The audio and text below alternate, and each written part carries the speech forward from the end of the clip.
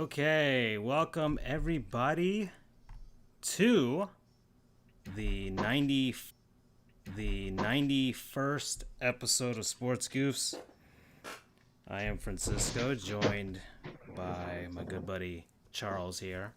Andrew's got his eye on the prize for later on this month, so he will be absent today, but we will, of course, acknowledge him and have extra non-sponsors in his honor.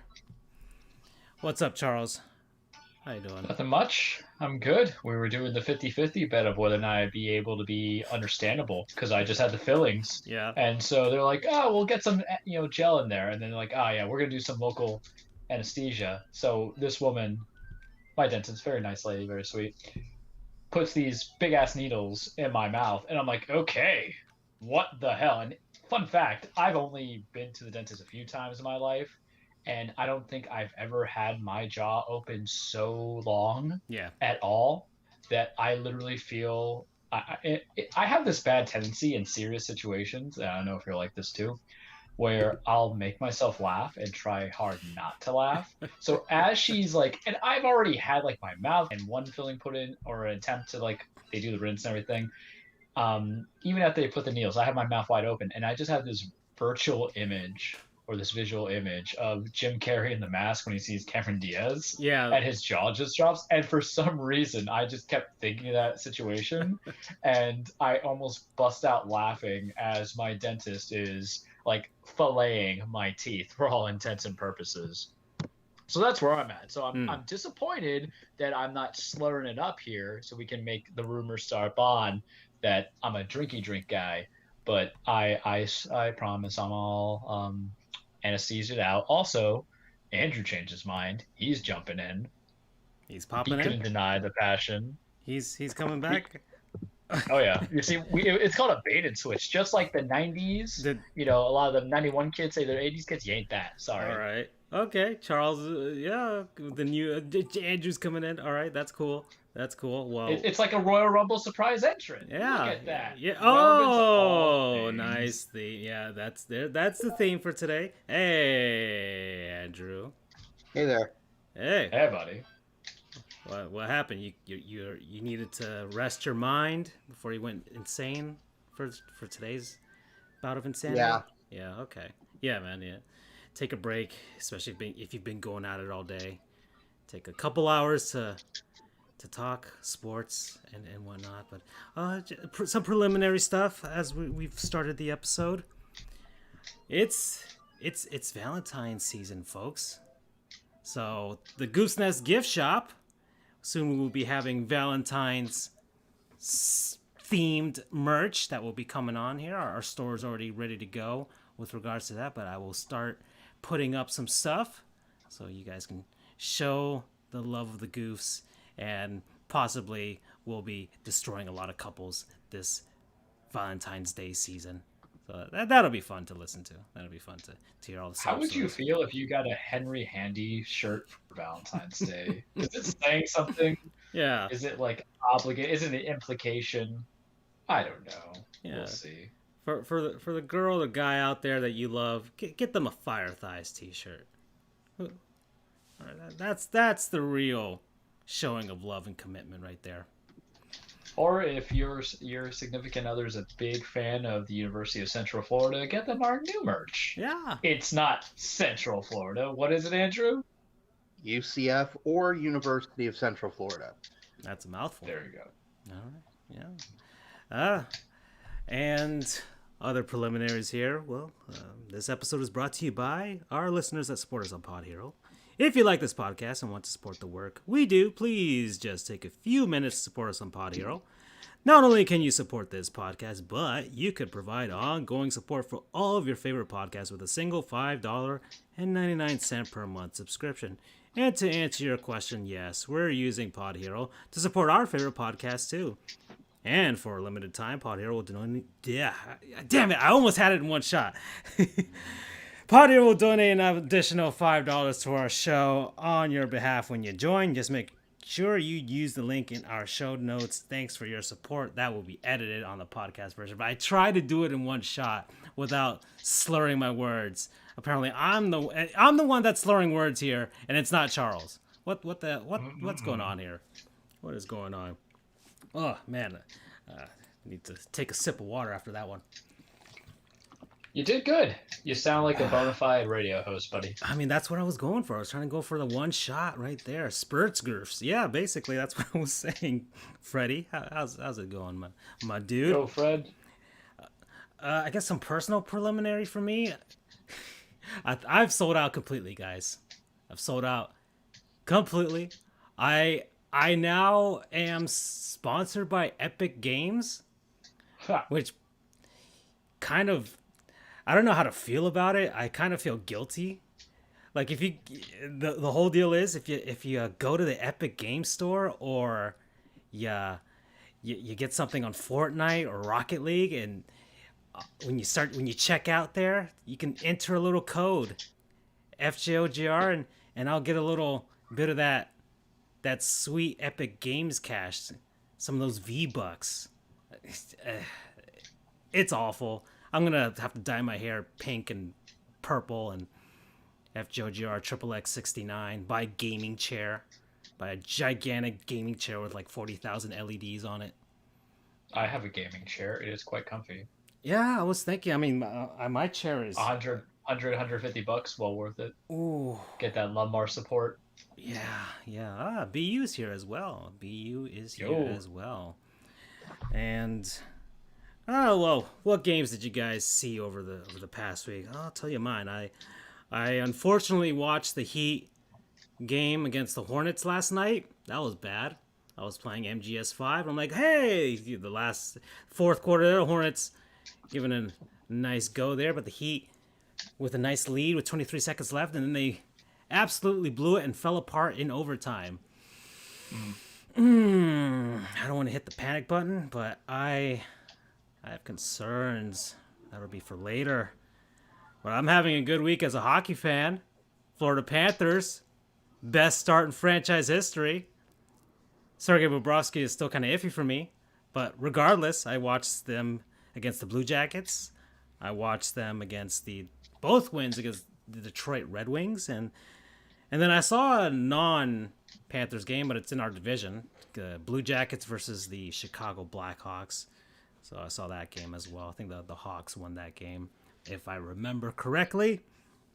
So that's what I watched over the last week in this pre-Super Bowl show. So that's this coming weekend. So that'll probably be what we'll talk about next week. How about you guys? What'd you guys see, if you saw anything, aside from the big events that happened this Sunday? I did not watch anything but the big event. Well, I caught a little bit of the Lightning Panthers game last night. Not Panthers, sorry, Predators. I was about to say, I'm like, whoa, what did I miss? they're both teams in the South, and they're both predatory feline animals. And so I was close. And now they're in the same division. And in the same division for 1 year only. So I watched a bit of that. I don't follow the NBA, so I didn't really watch. So it was really just hockey in terms of live sports. Yeah, okay. You didn't. You're not on the Magic bandwagon, Andrew. Not yet. I don't want to sound like I know they're 8-13, but you guys are doing better than the Heat. I don't want to sound like a bandwagoner because I am and I am not.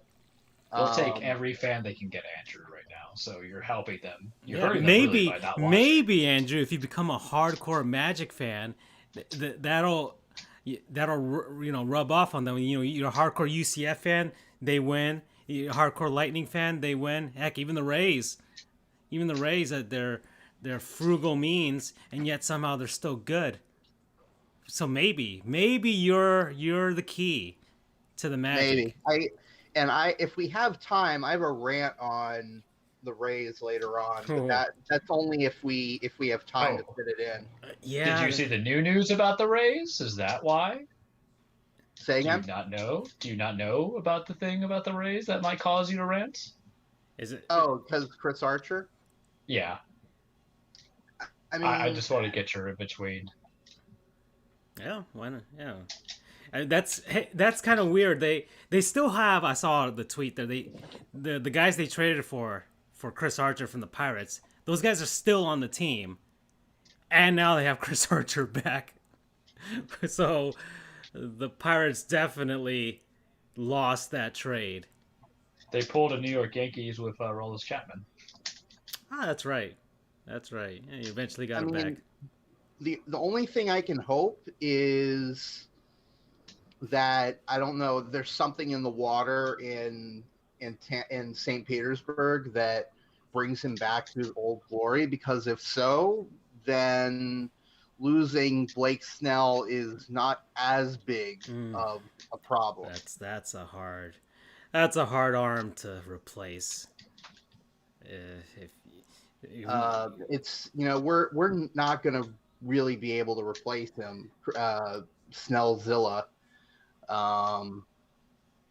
But if we get the Chris Archer of old, that makes it a little bit easier to swallow, but not much. And honestly, seeing how he did the past couple of years in Pittsburgh, we'll see, because as Urinating Tree will attest, Pittsburgh has a penchant for screwing up players, pitchers, and then they have a career renaissance. Like Garrett Cole used to be on the Pirates, right? Yeah, that's where he was drafted. Yeah, then he was off to Houston, got a little bit of that sweet cheat life, and then headed on over to New York, and using substances on the baseballs allegedly, and getting those coal jobs from Charles. Yeah, win-win, really. Okay. I don't know what Andrew provides to every Rays pitcher, but if you come to New York, the job gets done. Just remember that. But you have to earn it. I don't provide anything other than my undying support of the players and the team. The ownership can go fuck itself. Yeah, I was about to say.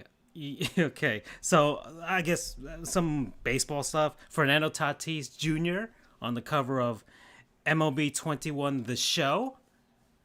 And I like the trailer that came out with him on it and saying, he's changing the game. Basically a big FU to the unwritten rules crowd, and especially the Texas Rangers who probably got triggered watching that. So that was... I really hope that I know that MLB is not directly tied to the game per se. I mean, I know that they have licensing and all that, but you see where I'm going, right? I'm hoping that they actually stay true to their word from a few seasons ago, which is let the kids play. I mean, they seem to be heading in the right direction via, the kid. They hired Ken Griffey Jr. Yeah, that's right. That's right. I forget exactly what his position is, but I think it's tied to he's diversity. like the in-between. Yeah. And I mean, that's a hell of a hire right there, because the guy may be in his 50s, but he's still, to quote the late great Stuart Scott, he is still as cool as the other side of the pillow. And he always will be. Because remember, they had that Ken Griffey Jr. documentary a few months back, and that was produced partially with LeBron James too. So that's part of the effect of Ken Griffey Jr. that he still is an icon amongst other icons out there in all of sports. So hopefully MLB will join the 21st century. How do you do, fellow kids? A bit out there. So there's that. And MLB 21 is significant because it's going to be the first time that the franchise will be off of a PlayStation console, as they announced it for the Xbox Series X. And I don't know if it's going to be on the One or the PS4. I don't know if they're going to go full on next gen, or if they're going to make a version for the past generation consoles. And I am peeved a little bit because I have not heard any confirmation of a PC and or Nintendo Switch version. So I am waiting for that. If not, then I will miss out on baseball again. I would have bought it too, just as a sign of support. Like, hey, I'll buy the Switch version, just have a portable MLB game. That'd be nice to have. I know RBI Baseball's on there, but that's a piece of crap video game. So now, I know this is jumping sports, but while we're on the topic of video games, yeah, this is the seasoning before the cage talk. The seasoning, I like that. Yeah.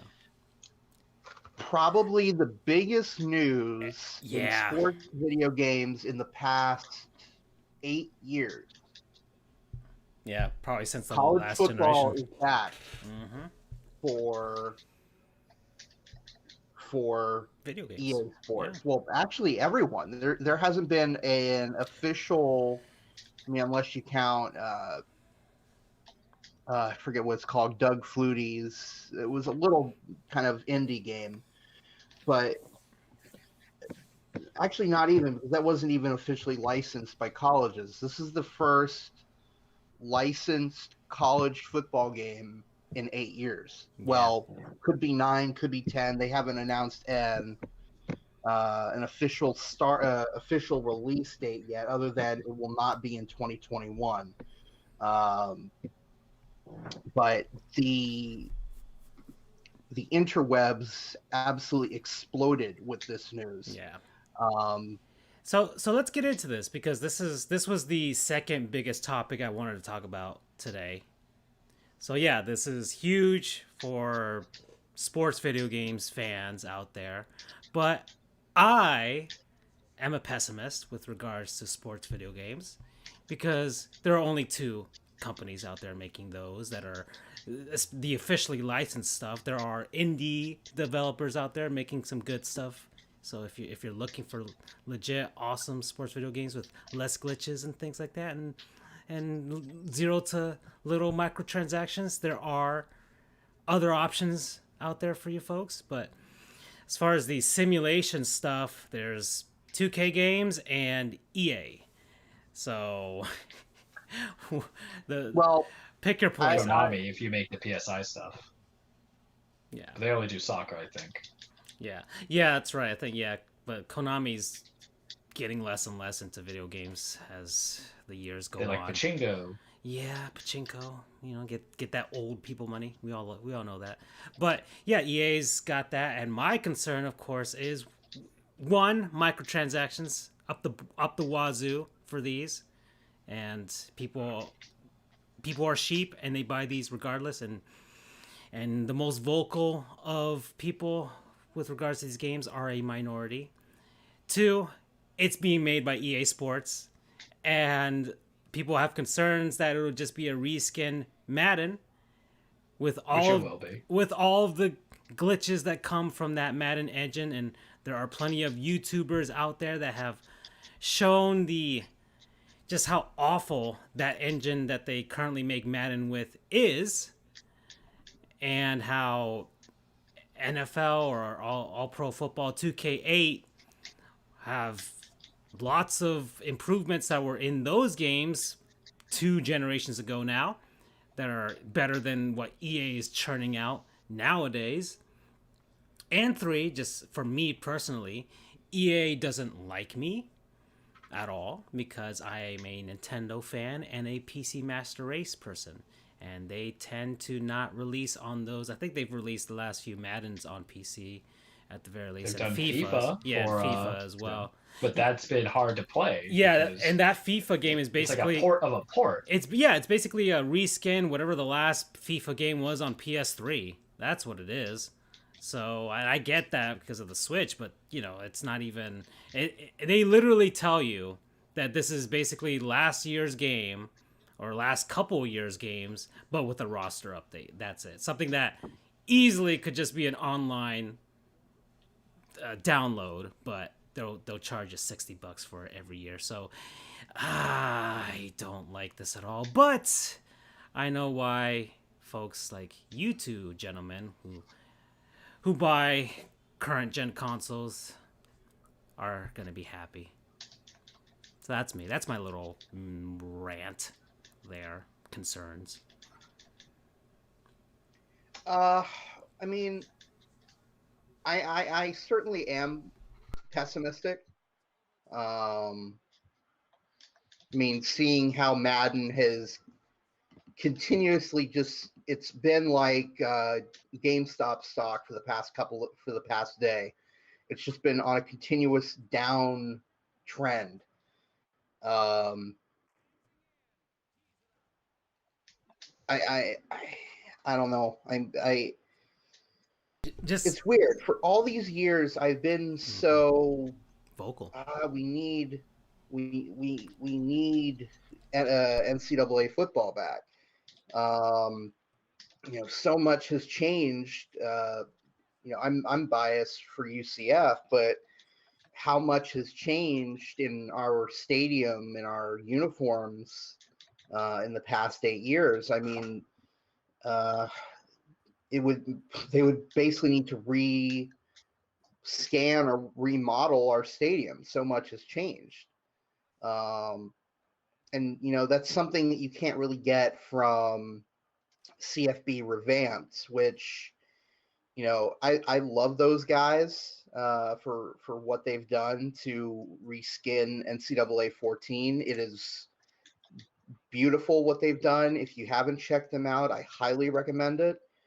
But I don't know. There's something to be said about you can only reskin so much with that game. You can change the uniforms, you can change the fields, you can change a lot, but for some reason, at least Yeah, for me, the aesthetic stuff you can change, but right, you can't.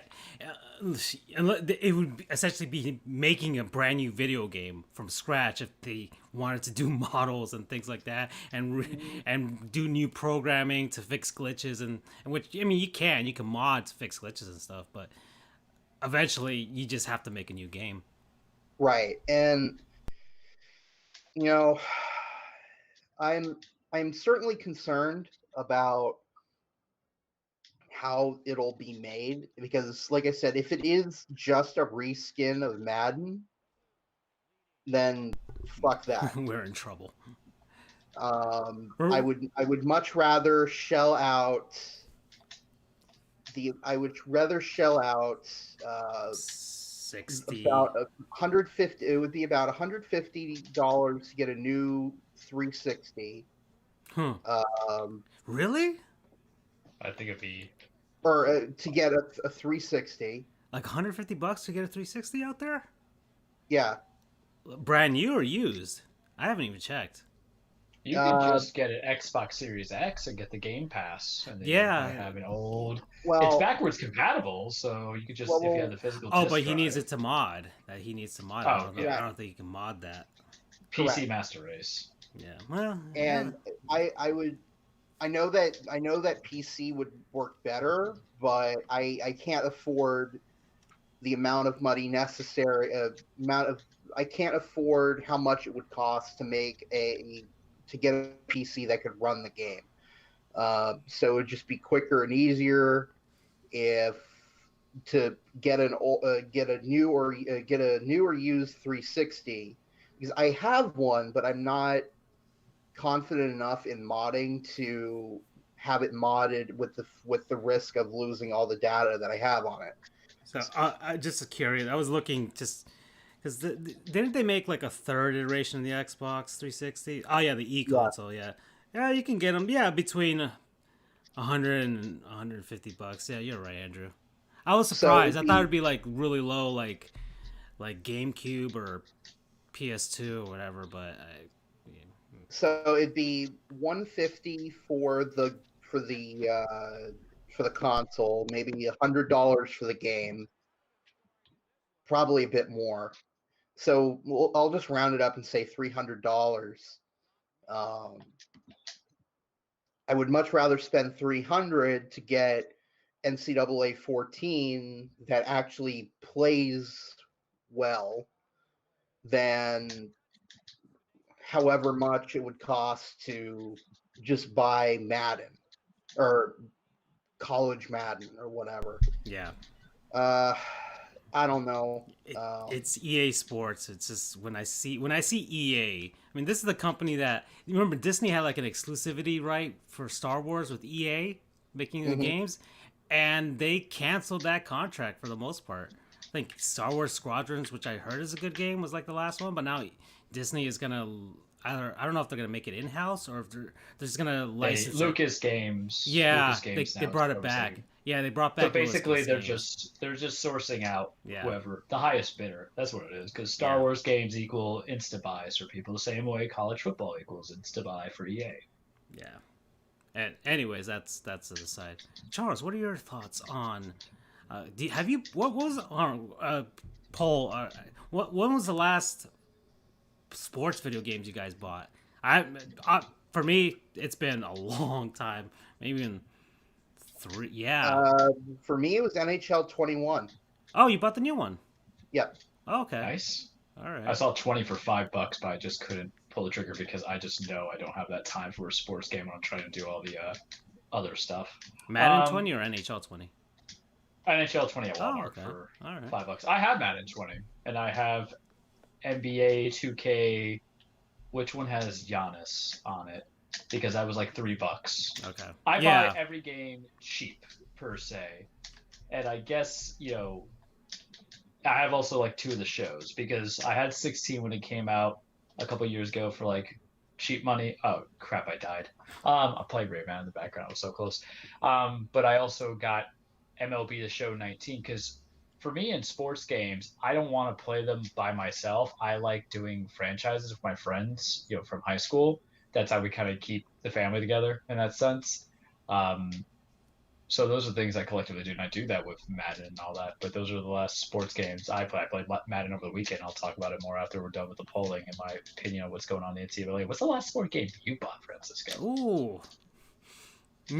Like with an actual license? You must be a while. With an actual license on it, because remember, an actual sports game. I didn't even buy any of the stuff on the Wii. I played some of them. You don't have a lot of stuff available. Like I have nefariously procured licensed sports games from that era, but I purchased with my own money NBA Street V3. And that's not even a sim game. That's only because Mario's in it. So that's the only reason why I'm like, oh, okay, Mario and NBA players, that's cool. But yeah, no, guys, on Mario. And I'm telling you, if MLB The Show pops up on the Switch or maybe even the PC, I might be down for it.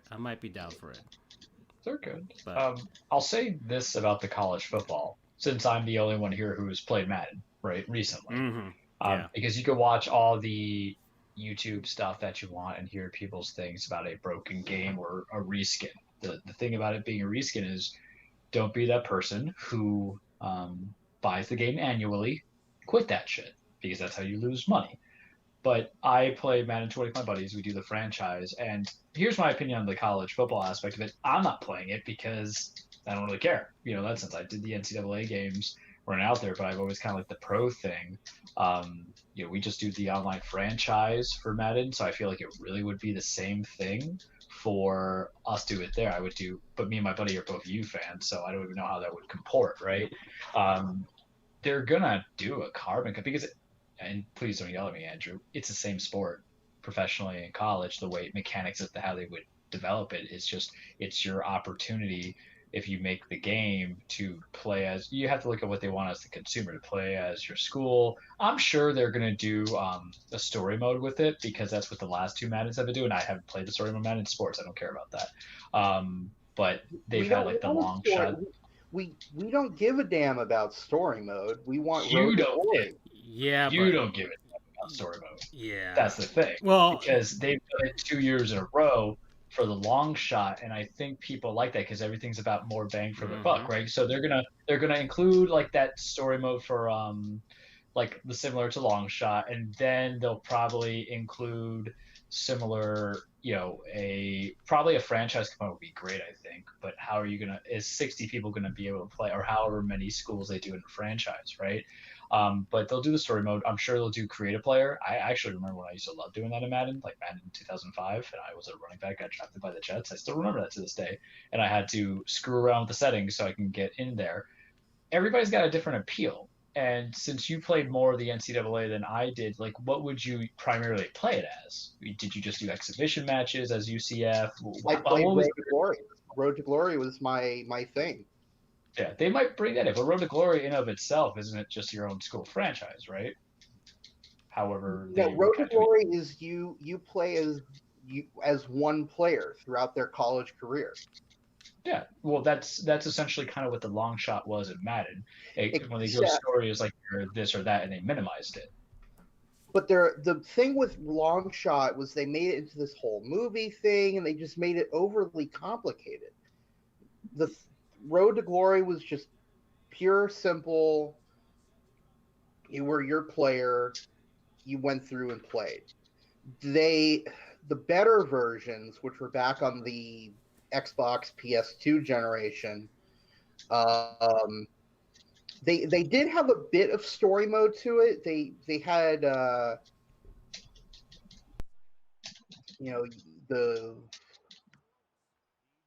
you had a dorm room. I'll show you video. I'll show you footage of it someday. Yeah. I remember briefly like the Road to Glory. I just remember renting the games from Blockbuster, just playing as the schools, Right. and then everything that they kind of made in between there.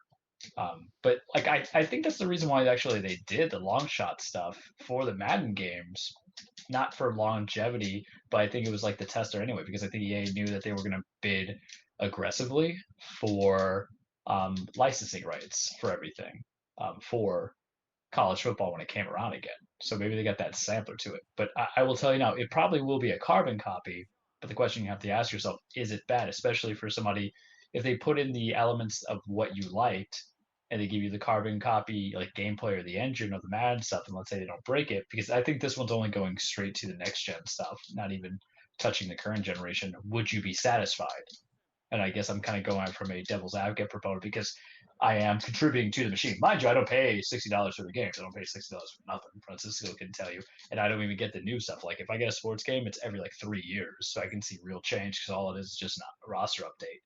But if they gave you something like that and they gave you gameplay mechanics of Madden, even if they, I don't know how they would be able to do the little, I call them badges, but I know that's not what they are. But there's like traits and developments and X factors. That's what they call it. That they give like Patrick Mahomes is bazooka guy. But if they give you similar carbon copy gameplay of Madden for someone who hasn't played Madden, but if it's an NCAA version, they maybe give you something similar to Road to Glory. Is that something that would wet your whistle a little bit? Nope. No, because the thing with Madden is what the bugs and people complain it's a reskin the prior year, but that's expected. But if you're somebody who hasn't played the game years on end and they try to give you some, and remember, it's not as if for the college football NCAA was always made by EA Sports, right? So it's the same industry. So if you loved them then, shouldn't you love them now? Or is it just the whole idea is like, I just want parity. I want multiple people to get into this. And I hate what they've done with Madden, rightfully so, because they put in the pure minimal thing to justify a roster update for $60. It's not even 60 anymore. Because how does Madden try to get the money? This is where I can definitely see him doing this with college football. MUTs, they have their microtransactions where you're trying to build your ultimate team. So imagine if, and I'll use UCF as an example, where you're trying to build your ultimate team of UCF players of college past and present, right? I can see them doing that too. So the microtransactions are definitely going to be there. Or FSU, and they just bring in all all your guys that come into it. You can do the presence of Charlie Ward, and yeah, and then Dalvin for Cook. Me as a Miami fan, it would just be, oh hey, every defensive player drafted in the NFL, and we won't. I don't think we have a quarterback that we want to necessarily give much credence to. Jim There's Kelly. Yeah. I mean, damn, I didn't even think that far back because it's prior to my generation, right?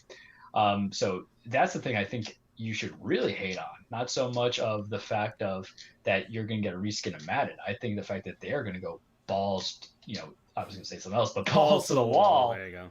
balls to the wall I'm about you Skeet, microtransactions. skeet, skeet, skeet. you To the window. Charles, you to do the not window. you do not fully understand my thoughts here. Tell me. I do not want microtransactions. And listen, it's inevitable. I know it. But No, microtransactions they suck. microtransactions can go screw themselves. The glitches and shit can go screw themselves. The lack of features can go screw themselves. Even as much as I love NCAA football, which is 13, and I did play a bit of 14, as much as I love it, which I do, even they were on a decline by the time it ended in 2013, because I bought arguably the pinnacle of the series, which is NCAA 06, and that had Is that the Tebow one? No. no, that No, was no. That was still Fitzgerald. Chris Lee. Larry Fitzgerald, right? Yes. no. We're going way back here. That was shit. Desmond Howard. Ooh. It wasn't his year because he was in the early 90s, probably 91, but it was the road to the Heisman. Oh, okay. They had a whole new revamped play as a player system, and they had training drills. They had not just the FBS teams, they had all of the FCS teams as well. They had the entire Division 1. They had create a team. They had create a stadium. Like that game 06, which was on, mind you, the original Xbox and the PS2, that game was infinitely more deep than NCAA 14 was. I don't see it going back to that because they can't even do that shit with Madden. I mean, just look at Madden. Look what features you've lost since 2006. You've lost, or 2005 actually, because that's the year the game was released. But back then, you had the combine, you had training drills, you had the connectivity where you could import a player from NCAA into Madden. You actually had a legitimate create a team as opposed to the relocation thing that they have now. They have lost so many features over the years, as did NCAA.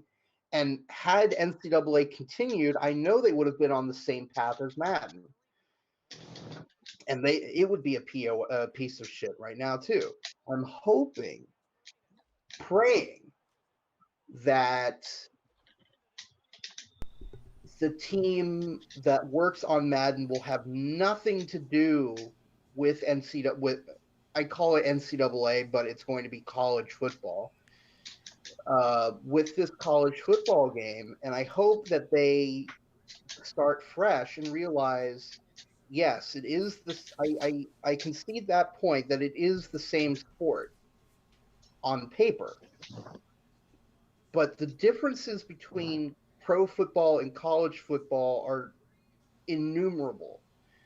That to make it purely a reskin of Madden would be doing a disservice to college football.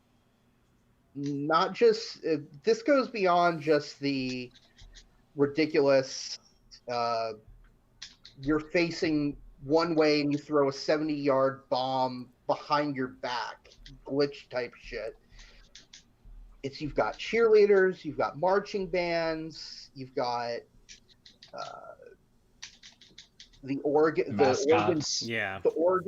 Duck riding out on a freaking motorcycle before every game. There are things that exist in college football that do not exist in the NFL. So you would need That's a lot of work. But that's a good point too. That's a Who's lot your of work. announcer's gonna be as well? You get your Yeah, they'll get the ESPN that people. matches. It'll be Yeah, the that ESPN matters so people. much the dynamic because I'll tell you now over Madden it's Brandon Goddard and Charles Davis and it's like, ugh. I'd rather hear like a cat catalog than them. No, you're gonna get Kirk Herbstreit and who's the other guy that's usually with them? Well, ESPN people. That's who you're gonna get. That's what It's going to be ESPN. It will be because ESPN is basically college football. They own, I think, 90-something% of the bowl games. They do game day. Like ESPN owns college football basically. So for sure it would be through it would be some sort of a tie-in to ESPN as it has been since the beginning of time, going back to NCAA 06. You had Kirk Herbstreit, Brent Musburger, Lee Corso. There you go. That was the name I was thinking of. Musburger. Yeah. You had all these people that, even though it's ESPN and EA Sports have been tied at the hip for over a decade, probably closer to 2 decades now. So yeah, it's definitely going to be ESPN personalities. Yeah. That's a given, and I'm fine with that. I'm just more worried about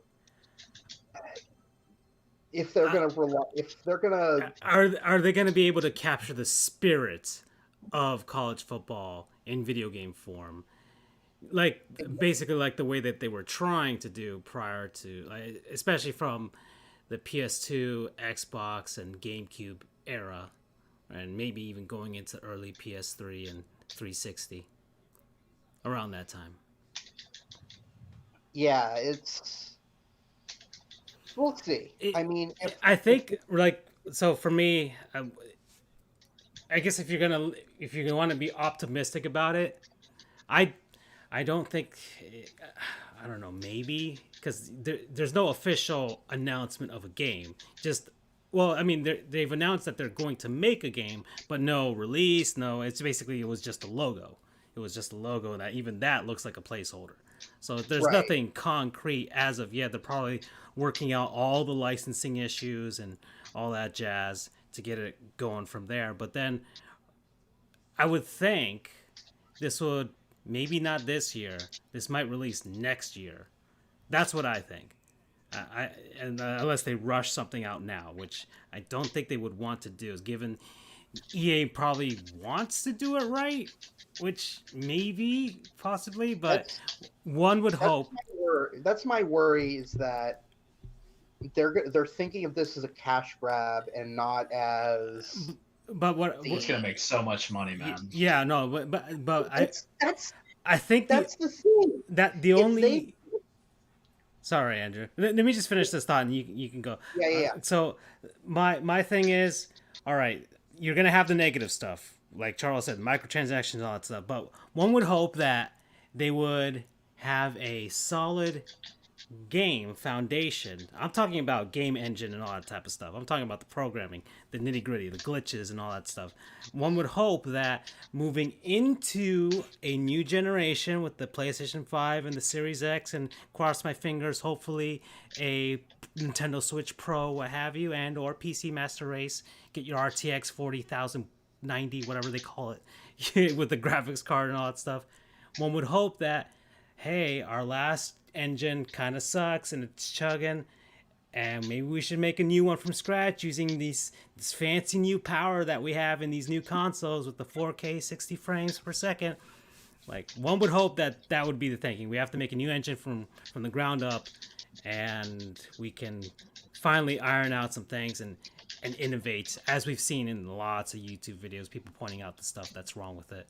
So that might be the silver lining, is maybe this next generation will usher in a new football game. Hopefully, maybe 2K games will also throw their hat in the ring. We'll have competition, which of course is good for everybody, because it pushes both of them to make better games. And that's my hope. But I doubt that that's going to happen. And let me just say this. This is going to be a bit of a hot take. I get that. but I don't care. I'm talking to you now, EA Sports, and probably EA Tiburon, based out of Maitland. UCF is Orlando's hometown team. It is also Maitland's hometown team because Maitland, EA Tiburon, and which coincidentally is literally right across the street from the RDV Sportsplex, which is where UCF's ice hockey team plays. Maitland, EA Tiburon is located probably 30 minutes away from UCF's main campus. And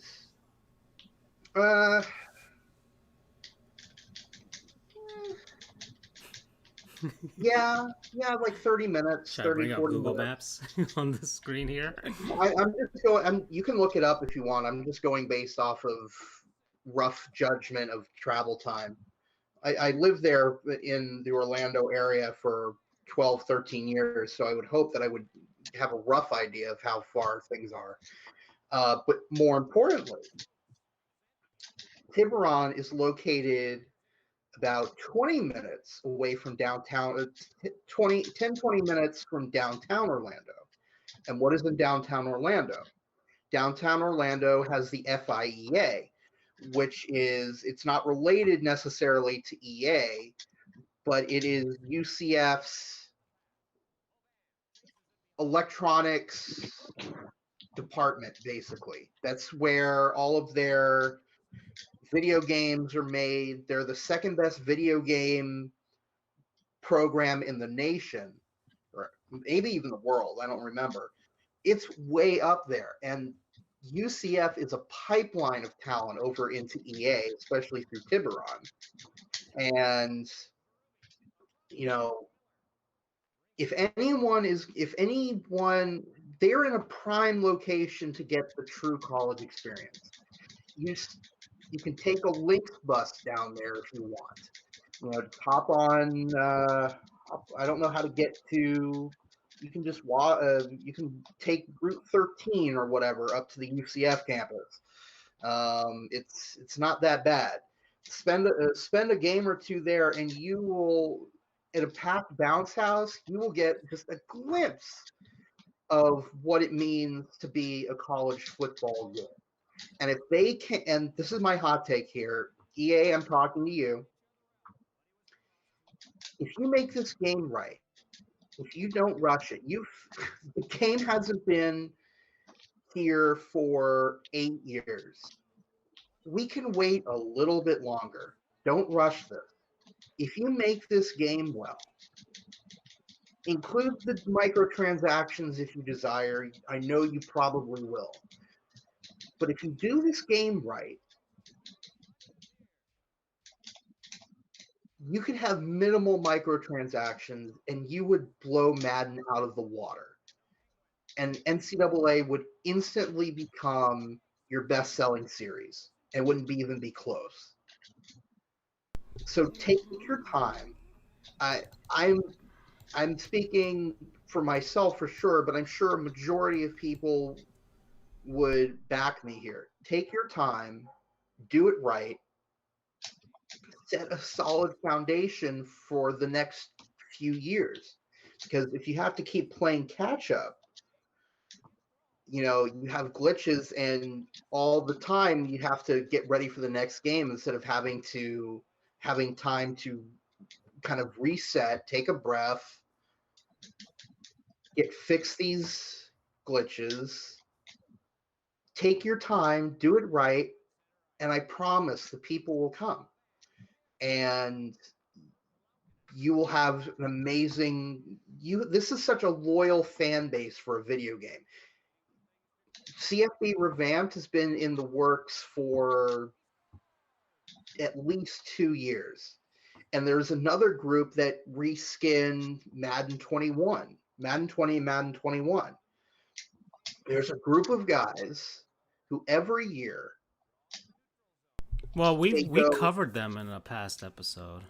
You know who I'm talking about. Yeah, no, they're the guys that what you mentioned them earlier. They mod the past games in order to keep it going. This is someone else. This is someone else. This is a group of guys who every year, I kid you not, go from Alabama to Wyoming, and redo every single roster down to the kicker, to the punter. They put in everyone's name. They come up with their own statistics. So basically, what you're saying is, please do not let the amateurs outclass you. Yes. Is that so hard? We'll see. We'll see, because there are lots of video game franchises out there, not just the sports video games, that amateurs outclass the people making the real thing. As a Sonic the Hedgehog fan, I should know. But my main point in saying that is the NCAA fan base is infinitely more passionate about the game than Madden. There's something about college football that can never be replicated in pro football. And I'm not talking video games. The spirit. The spirit. There's something about college football. There's something about Florida State and all that money and all my student loans that just makes me passionate. There's something. Your pessimism aside, there's something. Let's take your beloved Florida State. There's something about the spirit. No, I understand. I mean, as soon as I go into Dokkan, as soon as that war chant starts going, it's like, okay, yes. There's something about Osceola and Renegade running out. Osceola planting the spear at home at midfield, especially when they're good. Yeah. You cannot replicate that in pro football. And that's why NCAA's fan base is so much more passionate and dedicated. So, what happened, Charles? Are you guys ready to have your mind blown? Go right ahead. Beat Rayman? No, I've never been to a college football game. Not even down here. Wow. Okay. No. Yeah. Look, man, law school was for law school, baby. Playing into that when you broke, because where did I go to school to? Local community college. FAU. Not even like one of the FI. They let you in for free. So I know you're. Yeah. Oh wow. I was. For me, it was legitimately, when I say full time work, it's like 55 plus, and then full time school. Your boy, did not have time to go into it at that point. And even at FAU, I think I was stuck on that, pro level, because the best player that came out of FAU when I was there was Alfred Morris, who's still playing, by the way. Now they have Devin Singletary. Go Devin. They're on the Bills. And then FIU, it was like, okay, we're here for law school. I was not going to let that school get a single more contribution than what was needed. So maybe, that's why I'm always like, I remember playing stuff, but I was like, I don't know. Charles, I'm going to say this to you right now, okay? Yes. Depending on how the virus plays out in the summer and fall, we will get you to the FAU game at least. No.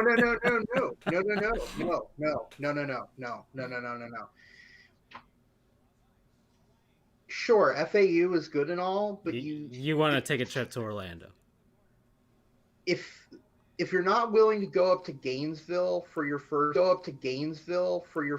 game, hell no. Which I've never been to the swamp, but hell no. The gang gets Stockholm syndrome. You ain't getting me up there.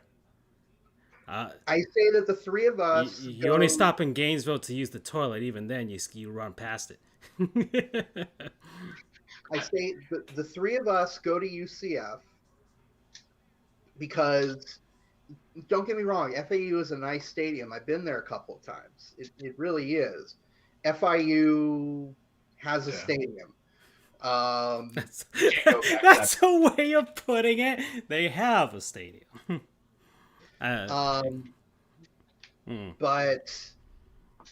you want the bounce house experience. You want to convert us. That's what it is. This is your religion.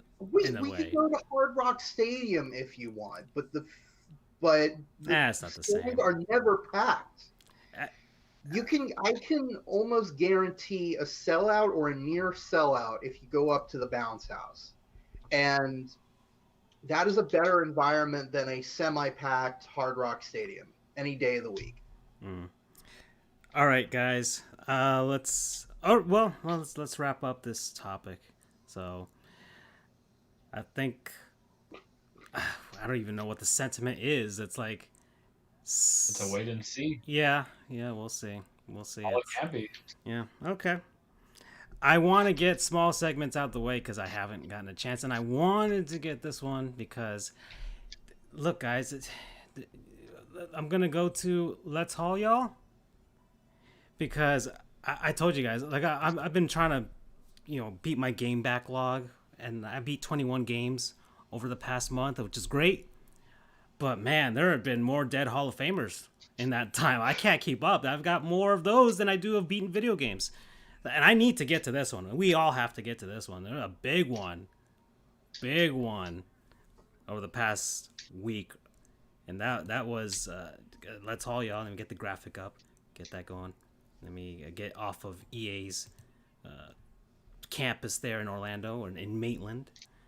So, Hank Aaron, guys. Henry Aaron. That's the big one. That is the megaton that went down. And the accolades, the sheer amount of things that this man did in his major league career. And then on top of that, the stuff he did off the field, the civil rights stuff, all of that. Everything for the Atlanta, Georgia, Alabama, the South area. This would be a massively long segment if I try to put everything that this man's did in a segment. But at the very least, I'm going to mention him here, and we all need to pay our respects to what I would assume many people believe still is the true home run king of baseball. So, Hank Aaron made it to the Hall of Fame class of 1982. Right fielder, primarily most of his career. Went to the Allen Institute in Mobile, Alabama. Was not drafted back then. He played originally in the Negro Leagues with the Indianapolis Clowns, a very prestigious Negro League team. Then moved on over to and signed with the Milwaukee Braves, who then moved over to Atlanta. And then he ended his career by going back to Milwaukee and playing for the Brewers. 25 All-Star teams, most in Major League history. From 1955 to 1975, Hank Aaron was at the All-Star game. 25 times, 25 years. 1957 NL MVP, 1957 World Series champion, when the Milwaukee Braves defeated the New York Yankees. 3-time Gold Glove winner, I can't believe it's just 3 times. 2-time NL batting champion, 4-time NL home run champion. He only led the league 4 times in those in all those years. In all those years, and he hit that, just a ton of home runs, obviously. 4-time NL RBI champion. Second most career home runs, 755. A career .305 batting average. 3,771 hits. If you took away all of his home runs, he would still hit 3,000. Number 44 retired in both Milwaukee and Atlanta. And Major League Baseball record still, most RBIs in the career, most total bases, most extra base hits, and most All-Star teams. Got the highest civilian honor in the United States when he was awarded the Medal of Freedom by George W. Bush. And he even got what is essentially the highest civilian honor in Japan, the Order of the Rising Sun. As well. He got one of those too. Woo, man. That is Hank Aaron. appeared on Happy Days as well in an episode. Made a guest appearance there. Of course, that was Now you know you've made it when you're on Happy Days. yeah, and it was set in Milwaukee. So there you go. Yeah, true. It was set in Milwaukee. Yeah. So there is that's Hank Aaron, guys. I don't know that's just the career stuff. That's just the career stuff. True home run king to you guys, I would assume. Andrew, I know you believe that. I would think so. I don't know. The steroid era, yeah. My heart is telling me that he is, but my mind says to say that it's up to interpretation.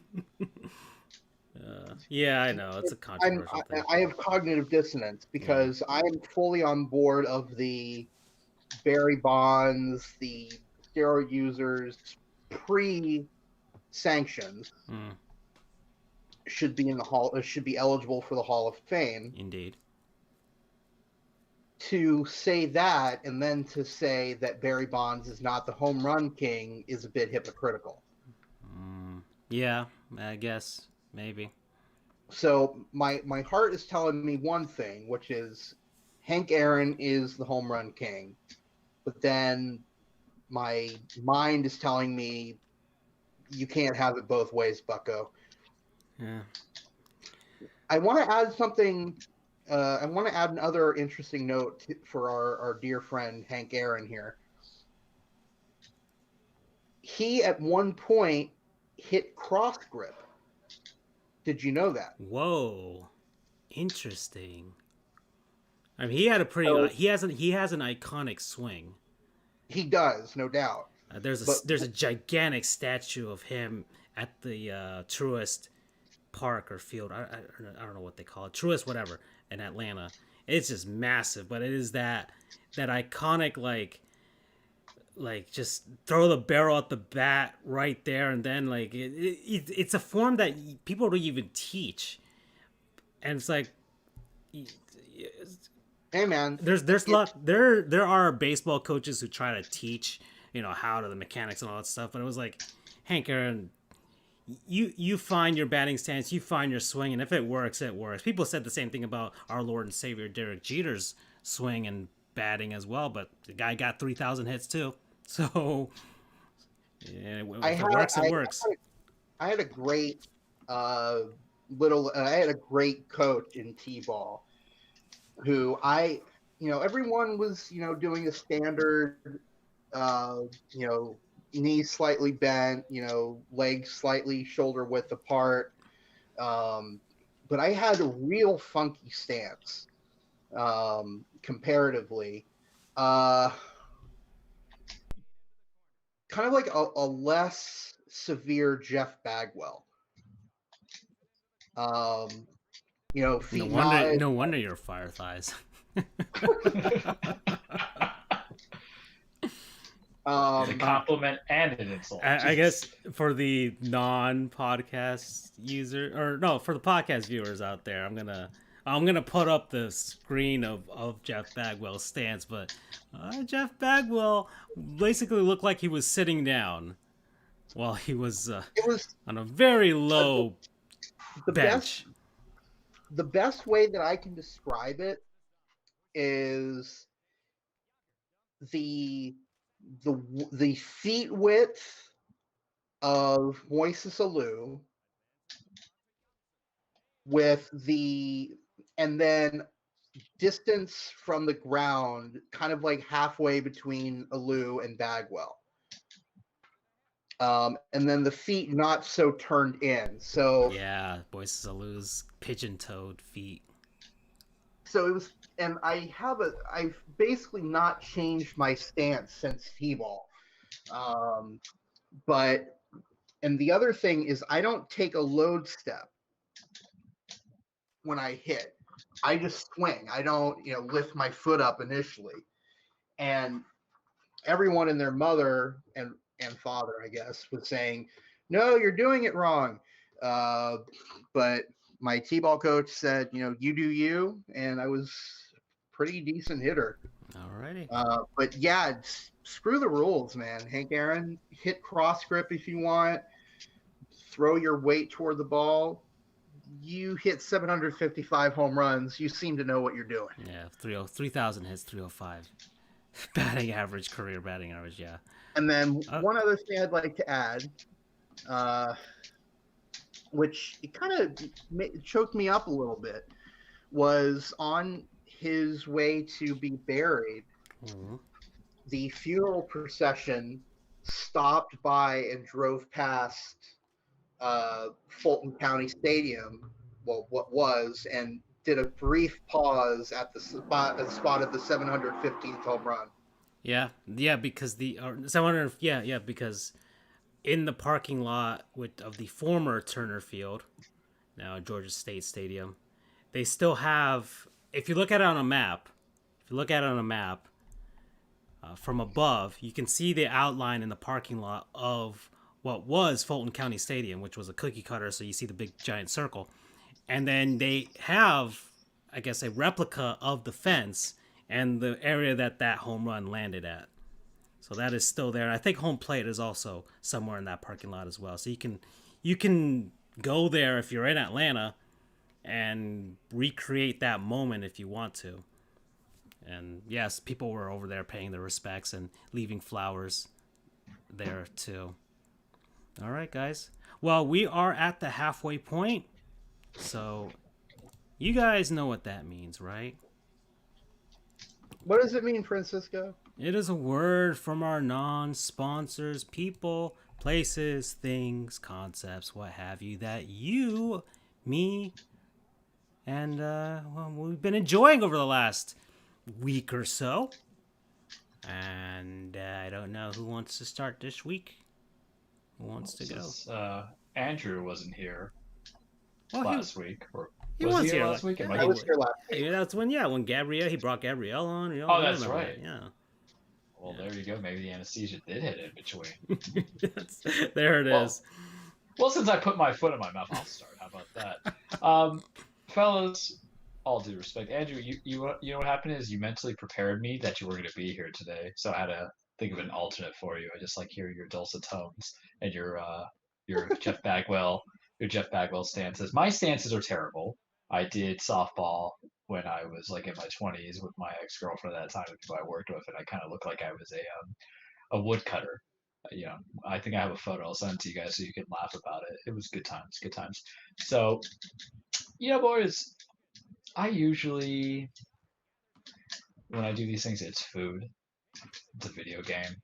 But it's never what I'm watching, right? Because I gotta get my means of entertainment to any way, shape, or form that I can. God dang it, Rayman, you're killing me. This will definitely not be my non-sponsor till I be completely. But I work out at home. I won't go back to the gym yet because I don't want to put family at risk and stuff like that. Not that I don't trust my gym. I don't trust the patrons of my gym to kind of take up to the standards and take the virus seriously. So I miss, the heavy weights and things like that. But it has given me an excellent opportunity to catch up on some of my shows that I've been neglecting. And I'm almost done with this particular show. So I'm about to really sound like the man-child that I am, but I'm on the 5th and final season, halfway through the final season of Nickelodeon's TMNT series that came out in 2012. And you guys, it is just beautiful. It is wonderful. It's just so good. I've heard that one is a good one.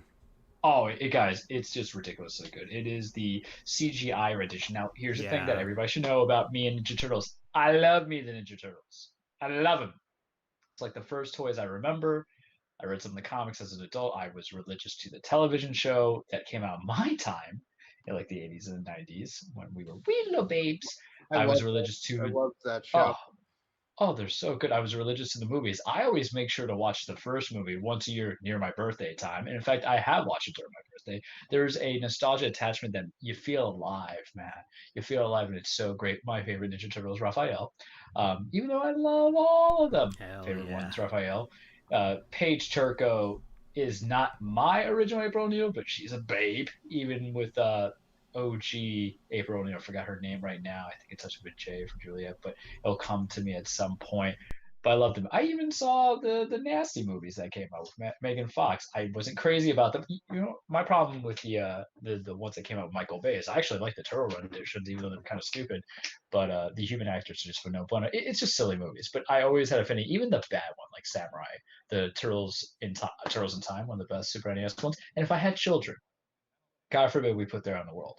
My last name is such a hard name to kind of put names to for baby children, but I realize that Leonardo Trujillo, Donatello Trujillo, Michelangelo Trujillo, Rafael Trujillo. Can't use that because he's a Dominican Republic dictator, which hurts because he's my favorite one. You don't know how many Dominican girlfriends I've had that we argued about it, but it was just so perfect. So it's been like a year and a half, honestly, because I remember I watched the first 2 seasons about 5 years ago, but on Hulu they've had it, so I've been watching it as I work out because my working out binge was like Breaking Bad to redo everything so I can watch El Camino. But I picked it up and I went straight to season two. So season one's good. It's the typical intro. Season two is very good. Season three is slow. I'm not a big fan of season three because they take out the whole, they go to the O'Neill estates in the woods. Season four was excellent. That's why I'm sponsoring right now. Season four, the back nine, those final 5, 6 episodes were just fantastic for me who wants that adult story driven storyline and some turtle humor coming into it. And man, I love being a turtle because they got Super Shredder in there. And can I give spoilers for something that's like 9 years later? I can do that, right? We're allowed super to? like okay, yeah. I remember the second TMNT movie when it had the goo inside of one, Super Shredder, the ooze and all. Yeah, okay, never mind. Well, It's the well, same. essentially, like Shredder kills Splinter. I'm just saying that right now, not once but twice. But that's where season three comes into with season four. But the next episode doesn't screw around. It's like straight up, they're like, we're gonna go kill this guy. I'm like, what is this? What? So they go and they launch the assault. Capital take notes. Holy crap. Those 4 turtles with Casey and April, who has like psychic powers, it's fully developed, go and they take out a lot of the underlings. Bebop and Rocksteady show up, and then it's a fight on the rooftop with fire. And everybody gets eliminated except for Leo and Shredder go into it. And I'm just sitting there because I have an affinity. I love me some good old Japanese movies, samurai movies. Ghost of Tsushima was a love. They did a PlayStation wrap up of how many hours I put into that game. 67. I'm not proud, but I take it. Even though Raph was my favorite, I knew Leo had a big guy. And fellas, it was just so beautiful. And then we got to season 5, and now they're just kind of doing it as the Tales of Ninja Turtles or Teenage Mutant Ninja Turtles, where it's just like little story arcs that's going to lead the way. But it was just perfect. And if anybody was angry that I spoiled that bit of the information, it came out in 2012, show ended like 4 years ago. Just go watch it. It's they're on a new series at this moment. So, yeah, which I'm not going to watch that one. They have mythical powers, but I have thoroughly enjoyed it because it looks childish, but it's really just well grounded. Nickelodeon they have a very good way of kind of doing that. A show that seems childish at first, but there's a lot of adult overtones in there. Case in point, Avatar. I never watched The Last Airbender. It was after my time, and then it came on Netflix 6 months ago, and I was like, "Give it a try, man. You like anime? Do this." I'm like, "I don't want to. The kid sounds whiny, and I'm gonna hate everybody." And I thought it was very good. I don't think it's perfect, but that was very good. So TMNT has just been a good enjoyment. So if you kind of want to get into that mix where there's good, I mean, really, if this was what it wanted to be, that grittiness, then we see people getting beheaded all the time. But you're not gonna get that on the kid show. But it's not really a kid show, so it hits that adult tone. It's a connection of all phases of my life. It seems that way between young Charles, because I did watch the 2003 show as well. I didn't think that was bad. I thought it was just a little different. I played the video games. I like even the 2017 TMNT movies. So I feel like there's always like Ganon and Link and Zelda always coming back in the same time period. Resurrection. There's always gonna be the Ninja Turtles and Charles. So TMNT on Hulu right now, Nickelodeon TMNT from 2012, not the new one that's there. Go watch it. I think it's great. It's fantastic. Season 4 really just kept me so grounded because they're in space and then they go back to handle some stuff. I like it a lot. Promo code. What else? Cowabunga. Nice. Very good. Very good. You want to go up next, Andrew? Sorry. Or You go. okay, I will go. All right, gentlemen. So, New Year's resolutions. Got a few of them. I'm doing all right. Doing all right with the weight loss. I'm trying to lose 10 pounds this coming month in February. I did well the last month. I'm fighting, man. It is a slog once you get past the first 15 pounds. After that, it's like, ooh, my body does not want to let go. But that's a whole different thing. Another resolution of mine. Video games. Lots of video games. Been beating a lot of video games. Currently in the toughest challenge yet. Metal Gear Solid 5. Oh boy, it is. It's going to take me a while. That's going to take me a month or so just to beat, because I am taking my sweet old time. But I am trying to beat other games in between. Luckily, those NES games, Super Nintendo games, those classic ones, you can get them out of the way pretty quickly. All of this requires planning. This is the first time I've ever tried to plan my video game playtime. Because as much as I am a man-child, there is part of the adultness there. And I have to be an adult, and I have a job, and I have to do things, and I can't just play video games all the time like I used to when I was a kid or a teenager. So it requires planning. And I've been using this very handy website, howlongtobeat.com. That is my non-sponsor for today, folks. Howlongtobeat.com. They have pretty much every single video game ever made in their catalog here. Just you type it in. Let's put a good one out there. I played a little bit of this on the emulator a couple days ago, just to have that little nice nostalgia hit. Metroid Prime, one of my most favorite games of all time. Metroid Prime, great game. About 14 hours long if you've never played it. So they have all the categories here. You create your own profile. You start adding the video games that you want to add there. And they have different categories. They have people who are currently playing it. So you can mark what category you want them to go in. 1,500 people have it in their backlog. Those people need to get going on that, because this is a classic game that is an absolute joy to play through. 91 replays, so 91 people are replaying this game because it is man, I love this game. Ooh, 3% retired, so 3% of people are no longer playing this game, and what the hell is wrong with them? You have to play this game again every once in a while, every few years. 90% rating, so you can rate the games after you're done with them, and give your thoughts on them as well. And 1,300 people who are using this site have beaten the game. That's probably a higher number, but yeah, and then they have different. When you beat the game, you can add how much time it took you to beat the game, and that's how they create this website and aggregate all of these scores and play times of everybody, so you can get an average for a game that you have not beaten yet. I mean, a game that you've gotten, and you're like, man, I don't know if I want to play this because it might take forever. Well, this gives you an idea.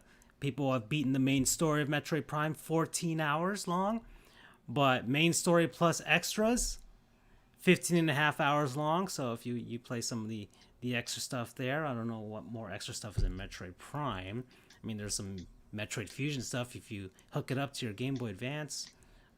But that's a different thing. That's not really an extra storyline. And in Completionist, if you want 100% the game, it takes about 18 and a half hours long. And then All Styles, 15 and a half hours long. So that's how they do it. And then you see how people play. You can even sort it by console. People who played it emulated, people who played the original on the GameCube, people who played the re-release in the trilogy for the Wii, and the re-release of the trilogy on the Wii U. So that's how people have been playing this game. So you got all of that, and my backlog is about 200 games long. So it's not going to go down very quickly, and Amazon keeps giving me free games. So that's going to be a problem. But I'm hoping to get my goal for the year. I have like 36% of my overall games are in the backlog that I haven't beaten. I'm hoping to get that down to 25%. If I get it down to 25%, I have accomplished something in the year. That would be a massive accomplishment. But there are lots of little games, and right now I have high tier games, middle tier games, and low tier games. Low tiers are the games that they're like under 2 hours. Then you have the ones that are plus that 5 to like 20 hours long. Those are like the middle games. And then you got the big ones. You got those big RPGs, The Witcher, Metal Gear Solid, anything like that, which is going to be 50 plus hours long, and those you just kind of have to make a commitment to it. And Charles just did that with Breath of the Wild, and I'm doing that with Metal Gear Solid 5. So Doing it with Odyssey. oh I've used yeah, that yeah, that's website right. to kind of get there. Yeah, Assassin's Creed Odyssey, and I have no shame. I will play games on easy mode. I will play games with cheat codes. I will play games with video walkthroughs. I don't care. It doesn't matter to me. I just want to beat them, get them out of the way. And I beat 21 in the last month, so doing good. Promo code Manchild. My non-sponsor is the New York Times crossword puzzle app. Ew. Yes, the New York Times has the notorious crossword puzzles. I don't play those, but I have a running competition with the other RCFD mods in something that the New York Times called minis, which are significantly smaller. They're at most 5x5 puzzles, but usually smaller because they have little chunks taken out. That's a lot of fun. They also have other games along with it. We can do one live right here, Andrew. No, it's gonna take some time, but you can for the podcast people, it's on the screen.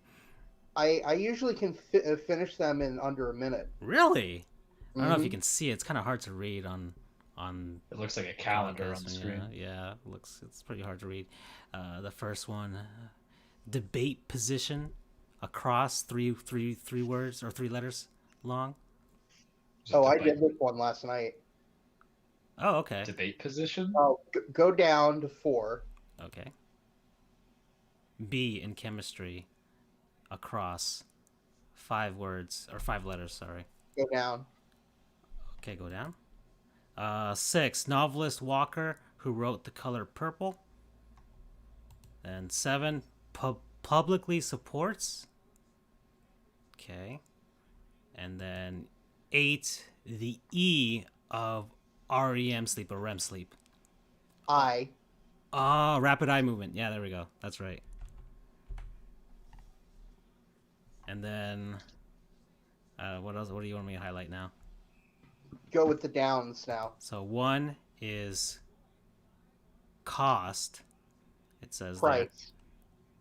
There. Oh, gosh darn it! Why didn't it go down? I guess I have to click on these one by one.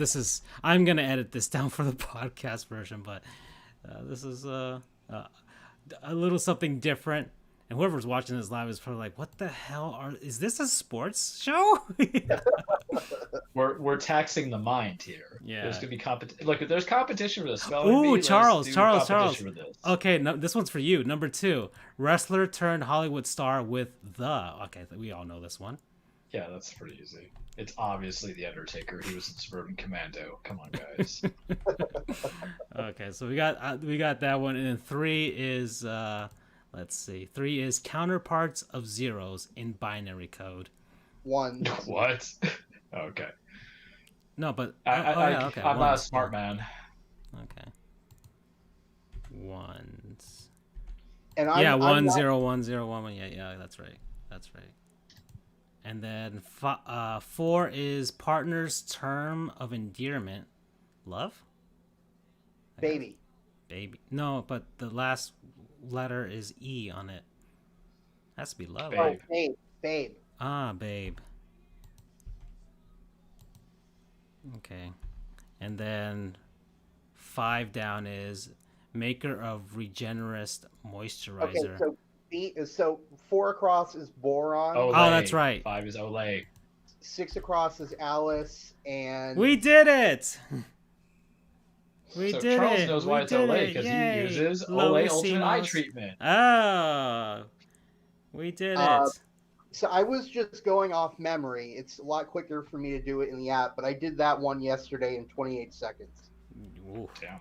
Speed running. Okay, there. All right, there. The best I've done, and the difficulty varies from day to day. But I think the quickest I've done one was in 12 seconds. Oof.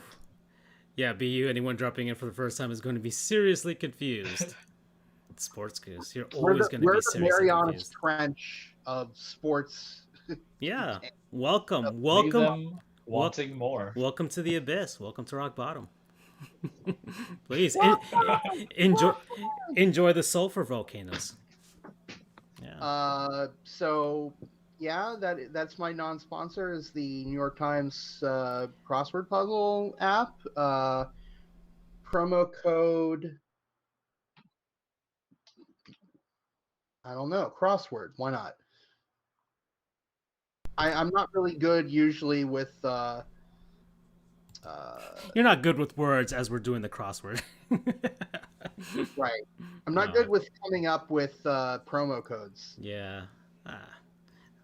I had an easy one, so it's okay. Oh.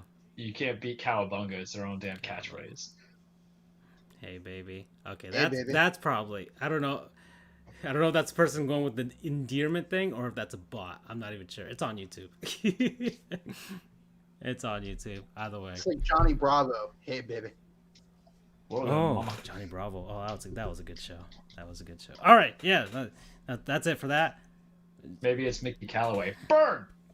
Ooh, oh, we're not gonna get to that yet. He will be a goon in the future once we have all of that. Wash my ass. Okay, that is a troll there. I got it. Don't worry, you got it, Andrew. Okay, all right. I can. Oh boy, I love the internet. Oh my god. It's funny. That will not be on the audio version. Oh boy. It should be. Just let them know the craziness I that we're dealing mean, with. this is the podcast that is literally selling a shirt that implies of the Henry Handy. You know? Yeah. We have no shame here. Yeah. If it is indeed a human being, we take it as a serious compliment. Thank you. That's true. But not on our show. Every once in a while, I expound how much I want Jimmy Butler to put a baby inside me. So, you know, not after last night's game. Not after last night's game. No. Miami Heat. Let me. While Andrew is doing that, because I can't turn on the chat with that going on in the background, and it's not on the video, but people who are watching the video are also going to be confused because this is happening directly after we did a crossword puzzle on air. You got it, Andrew? I'm working on it. Okay. I mean, I could pop in here and do it myself too. I can't. I have to go through the YouTube directly, and for some reason I can't find our link. Oh, I mean, it's on Twitter and stuff like that. That's where it should be. I mean, that's. Let me see. Maybe I can do it. I'm using my computer here. Okay, I got it. I got it here.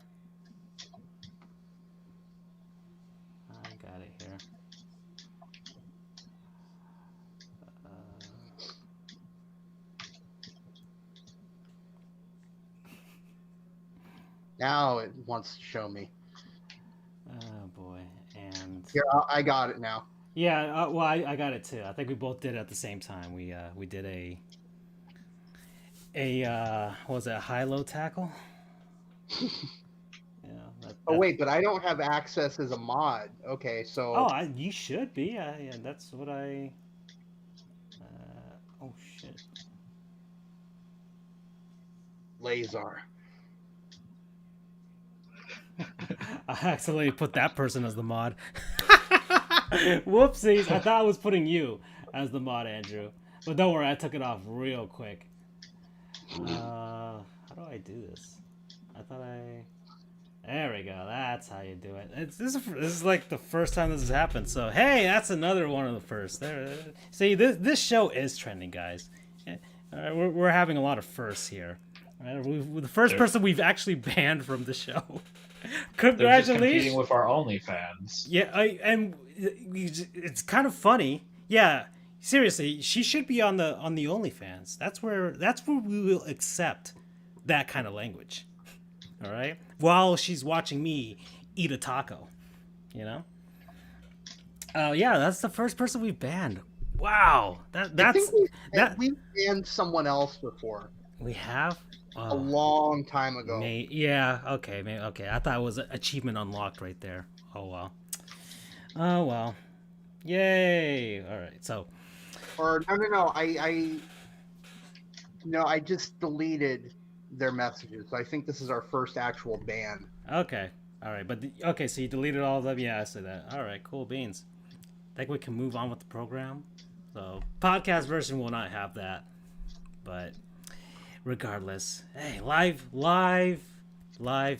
really television. I mean, you can watch this on television if you have the apps, you know, live TV.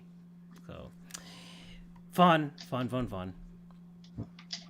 All right, okay. Let me actually get the chat back on the screen here. I don't know if it resets. Wait, don't throw it away yet. Don't throw it away yet. What? Or don't turn it back on. I can't delete. I mean, it'll show up because of the way things are structured, maybe on Twitch too and things like that. So you won't be able to do that unless you go on Twitch and do it. It's a no, don't worry. We have the thing, where Twitter puts the NBA and NFL and NHL. It'll go back up. Don't worry. Don't worry about that. And I can reset it. Forget it. Now it just says spam all over there and SMAP. SMAP as well. It looks Spam like is basically our other non-sponsor. When you're hungry BAPS, and a hobo. Yeah, and how you many don't wanna deal with PAMs? eating Put PAMs ramen on there as noodles. well. And PAMS. I don't know. PMS. Gosh darn it. Oh, man. You guys don't have to do that. Somebody's going to score. I think one of the guys for the Canadiens is about to score like a hat trick if he gets one more goal. So something's going to happen. So don't worry about that. All right? It's Sports Goofs. We've already been banned from YouTube already once. We've already been suspended, you know? It's not that big a deal. All right. Jeez, this is not my first rodeo with this.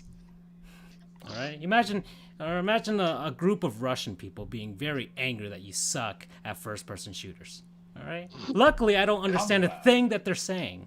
So it only makes it funnier for me when I do that. And hey, Epic Games has no problem with it. So they're like, hey, you got a lot of subscribers. Okay, cool. Yeah. Thanks, Epic Games. All right, let's move. You know what we should do now? What? We should enter the cage. Well, that's what I was gonna throw it out to, because we're at an hour 33 minutes. That's a good enough time to close out the end of the show. The other segments I'm gonna roll over to next week, anyways. So let's do it. That was a weird aside, and yeah. Super Bowl predictions. Do you want to touch on that, or not play match? Nah, it doesn't. Tom Brady, ring number 20. I mean, honestly, I don't really care who wins either way. To be honest. Do you want to trash Jimmy Butler? No, because then next, like, he's having a great game, and I want him to absolutely ravage me if that happens. So no, we leave Man Crush Monday alone. All right, that's fine. We'll move on to next week.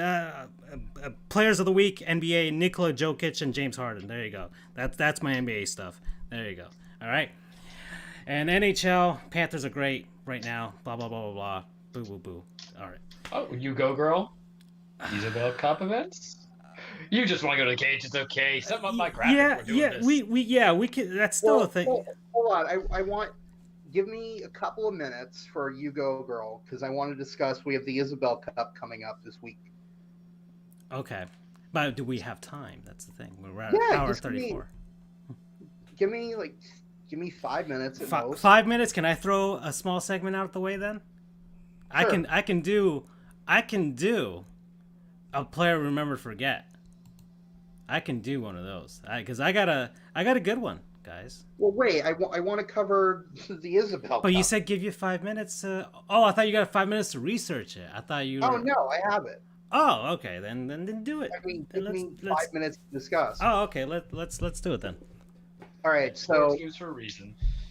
So Isabel Cup, for anyone who doesn't know, is the is the championship trophy for the National Women's Hockey League, the NWHL. It is named after Lady Isabel Gathorne Hardy, who is the daughter of Lord Stanley, Frederick Stanley, I should say, 16th Earl of Derby, who is the namesake for the NHL's Stanley Cup. First awarded in 2016. This season is kind of funky. Wait, it was canceled? Huh. Hold on. What is what was canceled? Last year's? Yeah. They changed something. Is this breaking news? Kind of, yes.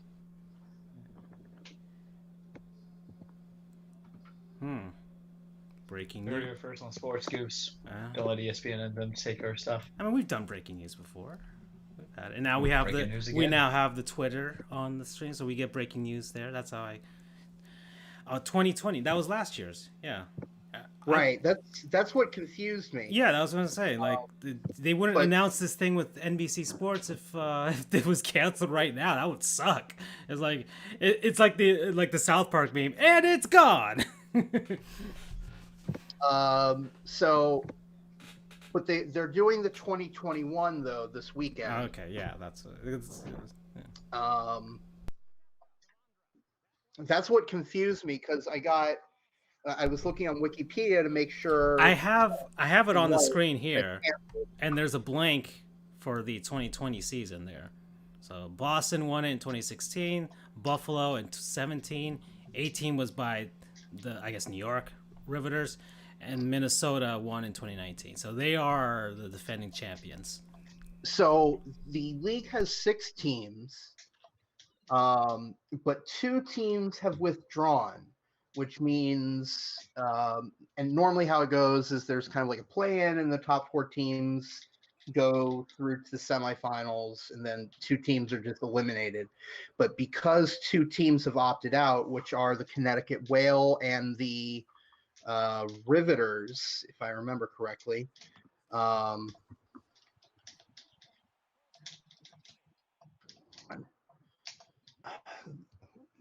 on, sorry, this is taking a little bit longer than I had expected. You should have had me do the forgotten player. You would have had it all together. Whatever. So I was right. So it was the Riveters and the Whale are out. So the remaining teams are the Boston Pride, the Minnesota Whitecaps, the Buttes, and the Toronto Six. I forget which city the Buttes are in. Buffalo. Buffalo Buttes. Thank you. So the Pride, Boston will play Minnesota in the semifinal. Buffalo play Toronto in the semifinal. Winner of those goes on to the final. Those games will be played. The semis are on Thursday and the finals on Friday. Will be aired exclusively on NBCSN, and they will be coming to you live from the historic Herb Brooks Arena in Lake Placid, New York, which is famously known for the 1980 Miracle on Ice. Hence the name of Herb Brooks. Herb Brooks. So for anyone who wants some professional hockey this weekend where a championship is on the line, head over to the soon-to-be departed NBCSN for some for NWHL Isabel Cup action. It'll be interesting to see who will take home the trophy this year. All right. And that is my You Go Girl.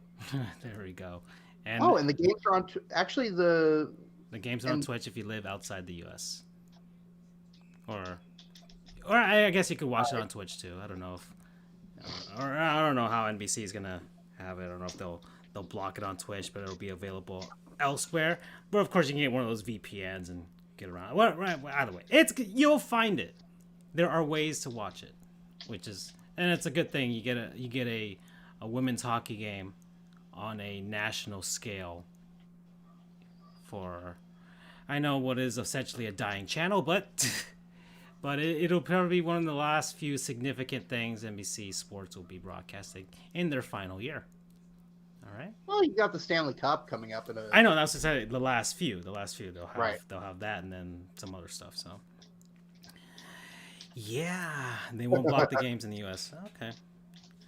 All right. Well, let's finally get it ready, guys. We got 20 minutes, 20 minutos.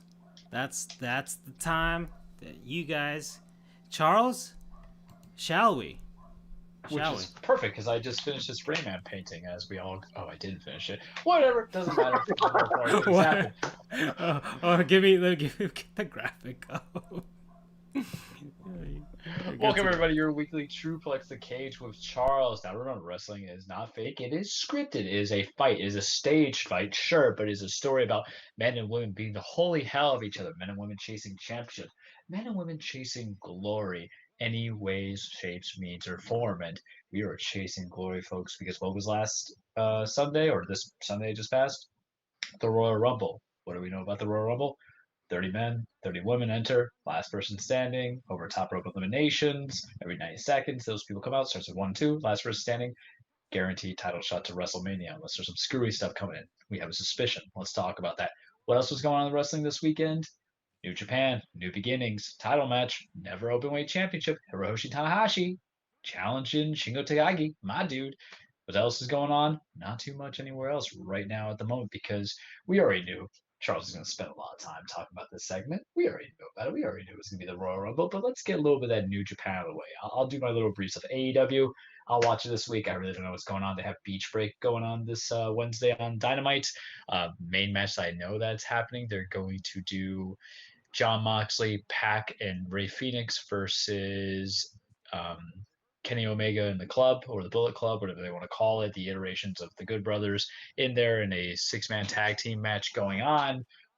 They're still doing that joint brand cross reference. They might bring it over into New Japan, very relevant because we mentioned Jon Moxley. Why? He showed up on New Japan Strong, which is the US show that they have, and challenged, or not challenged necessarily, but beat up Kenta. Kenta has a briefcase for a guaranteed United States title shot because New Japan has the US championship there that he won months ago. Moxley, because of the virus and travel restrictions, has not been able to go and defend that title in New Japan. But instead of stripping off of him, they're going to be doing something else with it. They were just going to let him hold that title and delay it, even though they stripped him once already because he couldn't defend the title with staph infection. So they just gave it Lance Archer and all this other nonsense. But it's interesting because now we might be cross-branding with not 2 platforms, but 3 platforms. Impact Wrestling, New Japan, and AEW. Do we go bigger? Do we try to include MLW, Major League Wrestling? I haven't talked about them, but there's some good wrestlers on there, including Jacob Fatu, and I'm a big fan of Selena Arena. They also have LA Parker La Parker Jr. Those are some callbacks, right? On top of a few other people there. How far is this reach that they want to go for? I don't know. Let's see. But bringing it back to New Japan, they had the New Beginnings pay-per-view. They only had one main title shot, one singles title shot going on because they're going to do other pay-per-view events, including Kota Ibushi versus Sonata for the IGWP and Intercontinental and Heavyweight Championship. I'm sick of the double belts, you guys. I hate it. I like, titles having a defined line of placement: mid card, lower card, main event card, co-main event, tag titles. The double belt is not working, and I don't think you can reunify or you can unify the Intercontinental title and the Heavyweight Championship because there's so much prestige in both titles that you lose out on the Intercontinental title. But the Never Openweight Heavyweight Championship, I haven't watched it fully. I watched YouTube clips. I know it was banging between the ace, Hiroshi Tanahashi, known for his high end finisher, the low high flow or high fly flow. I can never say it correctly. Forgive me. I can barely say my own name. That's why Andrew likes to play the games of, hey, Charles, name this Russian hockey player. I'm like, I hate you. Why are you doing this to me? But Tanahashi, 46, still the face of New Japan, along with Kazuka Okada, on top of a few other people going out there for the Never Openweight Championship. A little background about him. He is a several-time winner of the I can never say it right. Is it the IWGP Heavyweight Championship, the Intercontinental Championship, G1 Climax winner, just known for being Mr. Wrestle Kingdom alongside Kazuya Okada, never challenged for the never openweight title. Now, the never openweight title, if I had to bring into a WWE component of it, is even though New Japan has a US championship title, I would say that that's like the relevance of it. Not counting the WWE's US title that has, which is currently on Bobby Lashley, who's dominating. And even though Moxley has the US championship over in New Japan, it's just the level of prestige what you can do from it, because the last couple of challengers and last couple of champions have really kind of solidified it as a working title, a brutal title to defend. You had Shingo Takagi who had it, and then before him was Minoru Suzuki, the King, my other boy, Mr. Scary Man, who beat the hell out of you just because he wants to. Love that kind of tenacity. Tomohiro Ishii, Shingo had it prior as well to Minoru, because Minoru beat him, and then Tomohiro Ishii had it, Hiroki Goto had it, just a long line of like brutal kind of guys. I mean, Tomohiro Ishii is the Stone Pitbull, man. We respect that. We love that. The guy's like 5'3", who beat the hell out of you. But Tanahashi never held that title. That title, I believe, came into existence 2009. Don't quote me on it. There's actually a never is an acronym. It's like New Era, Valiant, all the stuff that kind of comes. Don't ask me to testify to it. I don't know, right? But it's definitely something that has built some great matches. And from what I saw in the highlights, it was a banger. Shingo Takagi and Hiroshi have this kind of chemistry that came into it, even their promos. And mind you, I don't speak Japanese, so when I watch the promos, I get that closed captioning on.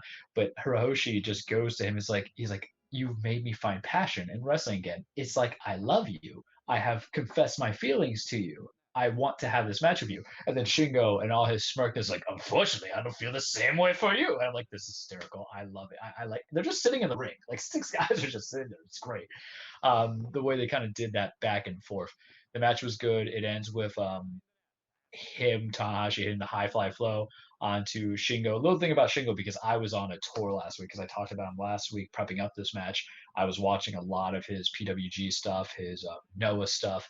The guy is just so cool. He's kind of known as like the Last Dragon, or the Dragon, and so his whole finisher is called the Last of the Dragon. It's so cool. It's like a Death Valley driver going into a leg drop. I'm just so about it. His whole attire just speaks like Japanese culture. He comes out with like a dragon mask. The Japanese love self-filleting their culture for sure.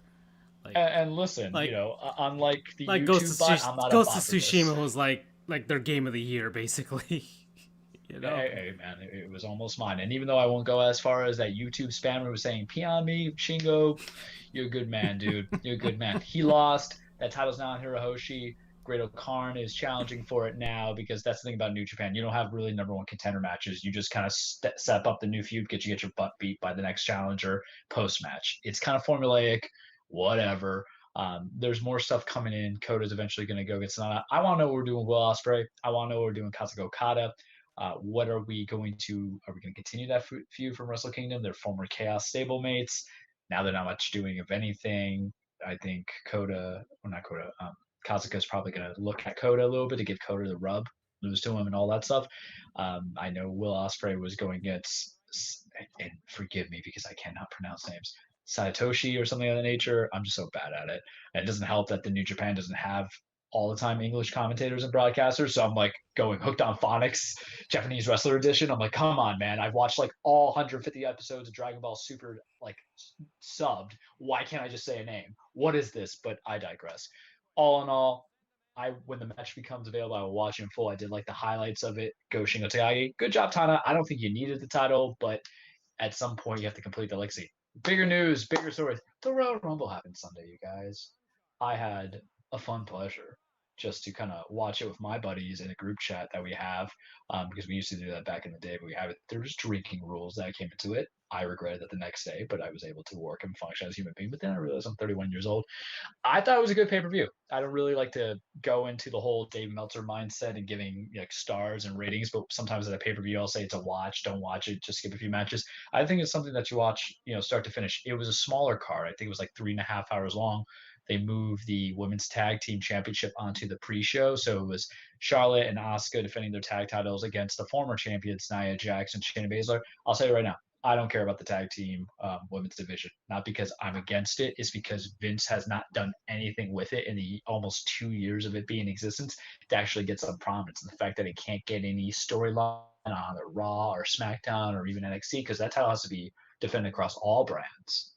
It should be defended. Why? Because NXT is doing the Women's Dusty Classic. And the Dusty Classic it's basically a tag team tournament. Whoever wins gets a guaranteed title shot at whatever division tag team champions is there. So NXT has the men's version and the women's version, but there's the NXT men's tag team titles, but the women's tag team titles all around the main roster. But they don't do enough to cross brand it. They should cross brand it because with the virus, you're not on the road traveling, so you can have people appear on the show. They tried it a little bit, but it made it lose sight.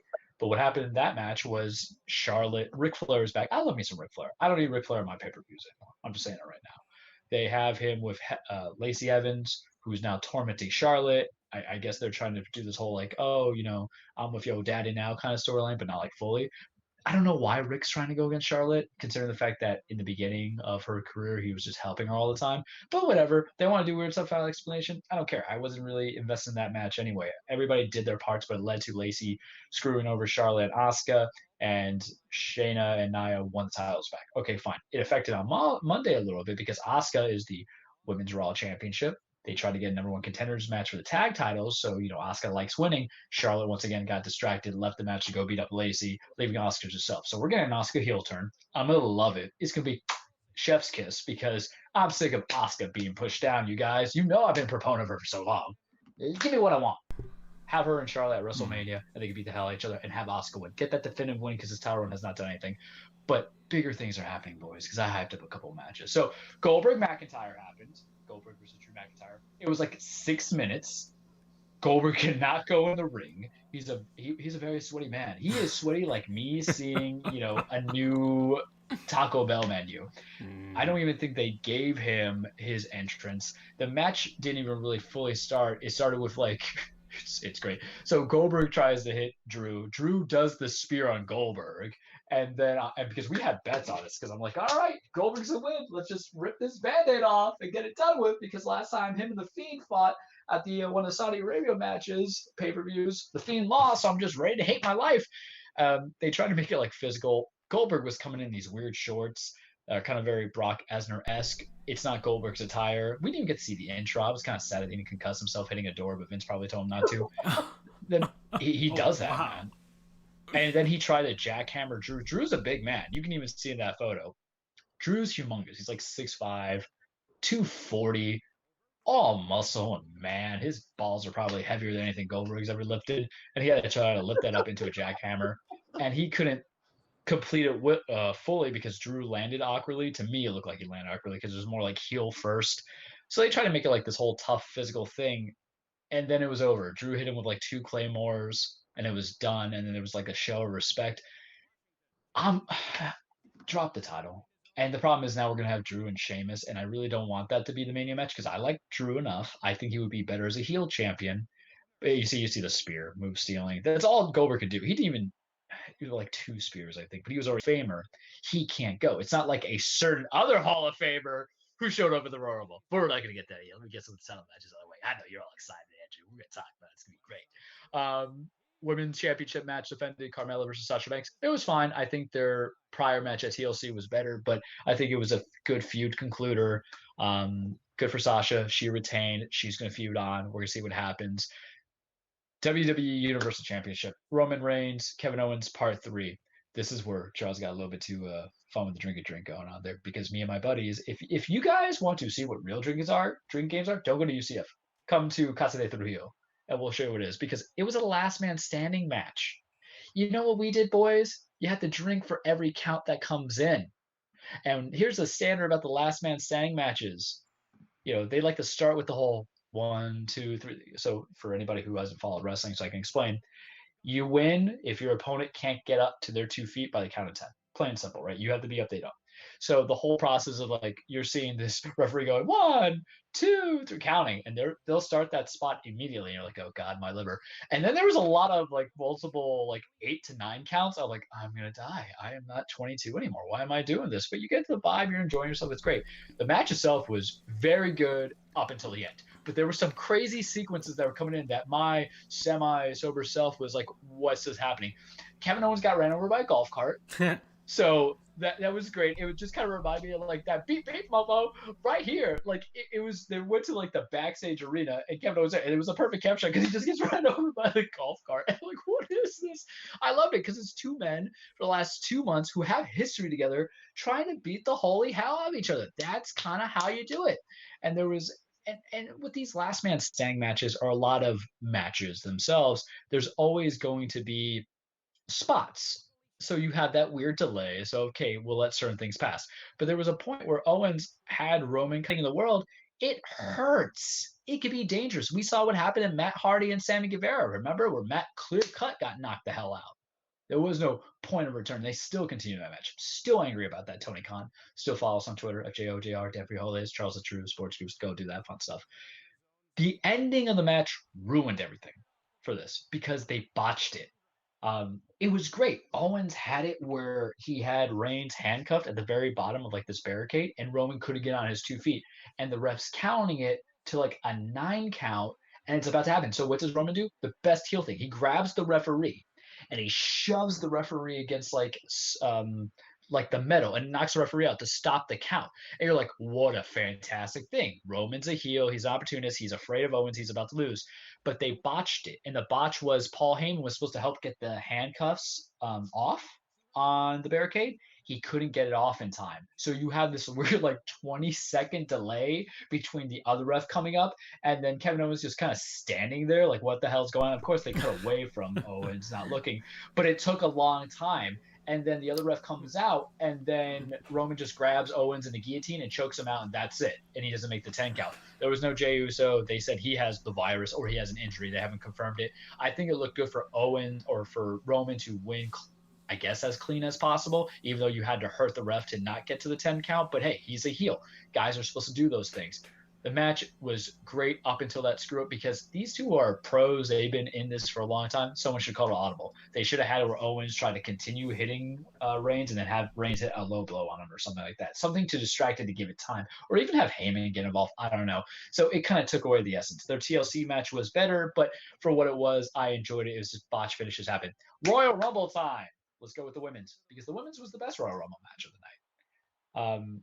Bianca Belair won. That's how I'm just going to start it. She came in, I believe, at number 3 or 4. She has some history, Bailey. Not a lot of like one person domination going on because last year I think her and Nia Jax, who both made their respective debuts, were eliminating like 8 people. They had both said that they tied for the record. And mind you, the women's Royal Rumble has only been in existence for about 3-4 years now. I think this is year 3 that they did it. So yeah, I could say Charlotte and then Asuka. Yeah, so this is year 3. But they found the formula. It was good. They brought in some legends. Tori Wilson came back. Jillian Hall, who was around the time I wasn't watching wrestling, came in, but I had to do some quick research. I knew who she was. It was interesting going from there. I liked it a lot. Carmella came in, even though she had a title match. She came in and she was quickly eliminated. There were some storylines I wish they kind of continued feud-wise, like Lacey Evans. And this is the one thing I don't get about the Royal Rumble. You two are feuding for months, and they do this with everybody, men's and women's. You guys have been feuding for weeks or days, for months, and you see each other in the Rumble match, but you only beat each other up for like 15 seconds. You go to the next person. I kind of want you like you are my sole target. I hate you so much. I need you eliminated because you getting a title shot at WrestleMania would sicken my soul. That kind of ferocity. And they didn't do that. It bothered me. They didn't do that with Charlotte Lacey. They didn't do that with a couple other men's ones. They don't do that for years. I'm like, keep your eye on the prize because that gives the believability. But this one was very good. It came down to Bianca and Rhea Ripley. Rhea Ripley was my prediction last week, who I said was going to win. I was like feeling really good about it. I was like, oh man, I know wrestling. This should just hire me. And then they had like this tour de force back and forth where either woman could have eliminated each other. It led to Bianca Belair finally eliminating Rhea Ripley. I thought it was great the way they kind of did, even though no one really stood out as a dominator. You got to imagine Rhea came in at 14. Bianca came in at 3, so she looks like the Iron Woman. Now she gets a guaranteed title shot for one of the titles at WrestleMania. They haven't decided who that's going to be yet behind the scenes, but really I think you should do Sasha. You should have it be Sasha. You can allow Sasha to have a heel turn because she's been a face for a bit, and then you can let Bianca put herself over by beating somebody who is regarded as one of the best women wrestlers of the current generation, coming from the original 4 horsewomen of Sasha, Becky, Bailey, and Charlotte, right? Whereas in Raw, I really kind of want to see where they go with Asuka turning heel, Asuka challenging or facing Charlotte, and them having a rematch from WrestleMania from a couple of years ago, where Asuka's streak was broken to Charlotte. She couldn't beat her. Solidify that, let the heel turn come, let it go. Men's Royal Rumble. Oh, buddy, this was hard. I didn't know who the winner was going to be. Remember, my prediction was either it was going to be Keith Lee or Daniel Bryan. Keith Lee was not there. Why? The virus. So that might have been card subject to change. This was that first year. Kind of last year, you kind of knew Drew was going to win, but there could have been other people. This year was a wild card. I really didn't have an expectation. I did list who the dark horse was going to be. I was like, oh, I could see Edge winning it. Guess who won it? Edge, because that's a real Hall of Famer who can go and win it out, as opposed to Goldberg, who I joked was going to be entering. So here's the thing that I learned the theme basically was for this Royal Rumble. Iron Man, Iron Woman, because Bianca Belair came in at number 3, she won. Edge came in at number 1, and he won, and he lasted. It was started as him and Randy Orton. I wasn't crazy about that because how dare you cheapen a rivalry, especially since this was Edge's return since having tricep surgery, and you're going to start off this sub rivalry that Randy has, even though he's feuding with Bray, even though Bray's kind of dead or the Fiend got burned line, whatever. Wrestling's weird. It's a soap opera. You guys know how it is with soap operas. People get shot in the head, come back with a new face. That's part of the game, baby. That's part of the game. But this one was enjoyable. It was by the books to a degree, but it still had the enjoyability. You had a couple of legends come out. You had the Hurricane. But you know what tugged at my heartstrings, gentlemen? Because even though Edge won the Royal Rumble, he had the biggest pop last year when he came back, right? Because he had been gone for 9 years. Well, guess who came back at number 24? And Edge's best friend. Too. You want to jump in on this? Jump in on it. I can talk about this one because I was actually watching. Because like Edge and Christian as a tag team, Andrew and I are a tag team. Because Christian came back from injuries. Because the last time we saw him wrestle, we can't see him with the finger quotes coming, was when he was going against Randy Orton on Raw as revenge for Edge's defeat at Backlash. And then he was punted. Edge had suffered the neck injuries. Christian had suffered, I believe, a concussion. He wasn't allowed to come into protocol. And he was a little out of shape a couple months ago. But then at 24, you hear his music come on. I'm like, no, what? And he's in there and he's wrestling. And then him and Edge see each other. And Edge is looking like he's about to cry. Christian's like, yeah, bro, I'm back. I don't even know if they knew. I'm sure they did. But the moment became too real. And then they hugged. And then there's that little meme I sent you guys where the guy's texting, or the father's texting his son's like, why the hell are you crying so loudly? I kind of felt that. Andrew, you've been on the whole Edge train for a full 12-month calendar. Let's get your opinion on what you saw of Edge and Christian. How you felt about Edge winning the Royal Rumble. We could talk a little bit I was more. excited, man. I mean, I know wrestling, it's not fake, but it's an art. It's acting. But it was good to see that, I still think it's not necessarily a great idea that he's still wrestling. Because how old is he? What, 45, I think? Like 46, 47. So he's still got a whole life ahead of him, and I hope he doesn't get too seriously injured. But it was good to see, he came back, and he's getting the recognition he deserves, and he's, regardless of what happens at WrestleMania, he's kind of going out on top. He was I think it was his third Royal Rumble win. Second. And he's one of just a select few that's gone bell to bell, as it were. So I'm glad that they're giving him some love right now. But I think the best part was seeing him reunite with Christian. I see the look in Edge's eyes. He's a very good actor. I've gleaned over the years. He's very emotive with his face, and he really is. He can sell emotion. He can sell the story really well, and I got that impression from him here. And that embrace, man, I got a little verklempt watching that. That was awesome to see, and it was nice that they were able to kind of team up a little bit, get the tag team going back again. Yeah, and what people need to understand, because you mentioned about why they would come back and the concerns they have, this isn't their blood. They are genetically made for this. It's what they aspire to, because wrestling's a carny, right? When you're in the circus, you love being in the circus. Same thing I would say for players in a sport. They don't want to deal with life after not being part of the sport. That's why they might become coordinators and coaches. Same thing comes to wrestling. So they always want that opportunity, especially when injury deprives you of everything. What happened to Edge? He won the title at WrestleMania about 9 years ago. And then he had to relinquish it the next day because the broken neck caught up to him. Christian never even got his one more match. Guy had a concussion, had to end it. It was legitimate. Where they go from here, we don't know. I mean, I know Christian is on a part-time schedule. It's interesting to see what they do there. Maybe actually have a real feud with Randy once him and the Fiend are done in a couple months. I'm down for it. Why not? You got a stat TV anyway. But for Edge, the question is, who does he face? Is it going to be Drew McIntyre, the WWE Championship, or is it Roman Reigns, the Universal Championship? All signs point to Roman. I think it's a better story to tell with Roman. They both have the same damn finishing move, which is the spear. You can make a little weird Master of the Spear gimmick, but I think you have a better story coming into it because Roman, his whole thing is being that mafioso boss as the head of the table, the tribal chief, and you have somebody who is a legend trying to reclaim his seat at the table, and you can have that inner frustration that brings in there. You can even bring Christian in for a little fun with it. Whereas with Drew, they had a little interaction last night because Edge came to Raw, but it was kind of like that breakup speech of like, dude, I'm just not into you. You'll know when I'm going to make that decision, which means he's obviously not going to wrestle him. And I don't imagine Edge is going to go on NXT and face Finn Balor, even though it could be a good match. It seems more they're setting their ways on Sheamus and Drew McIntyre to get to Mania, which is fine. But I have a, it's weird, but you need a believability in wrestling. And I have a harder time believing that Edge could beat uh, Drew McIntyre than Roman Reigns. And I think part of that is because Drew, right now, every defense he had has been successful with no cheating, and Roman has cheated his way to win multiple times against his own cousin. When it was him and Jey Uso going against each other, multiple times with Kevin Owens and whoever else the subsequent challengers is going to be. It's just part of his storytelling. And one of the things that I saw with the internet community, because we petty, right?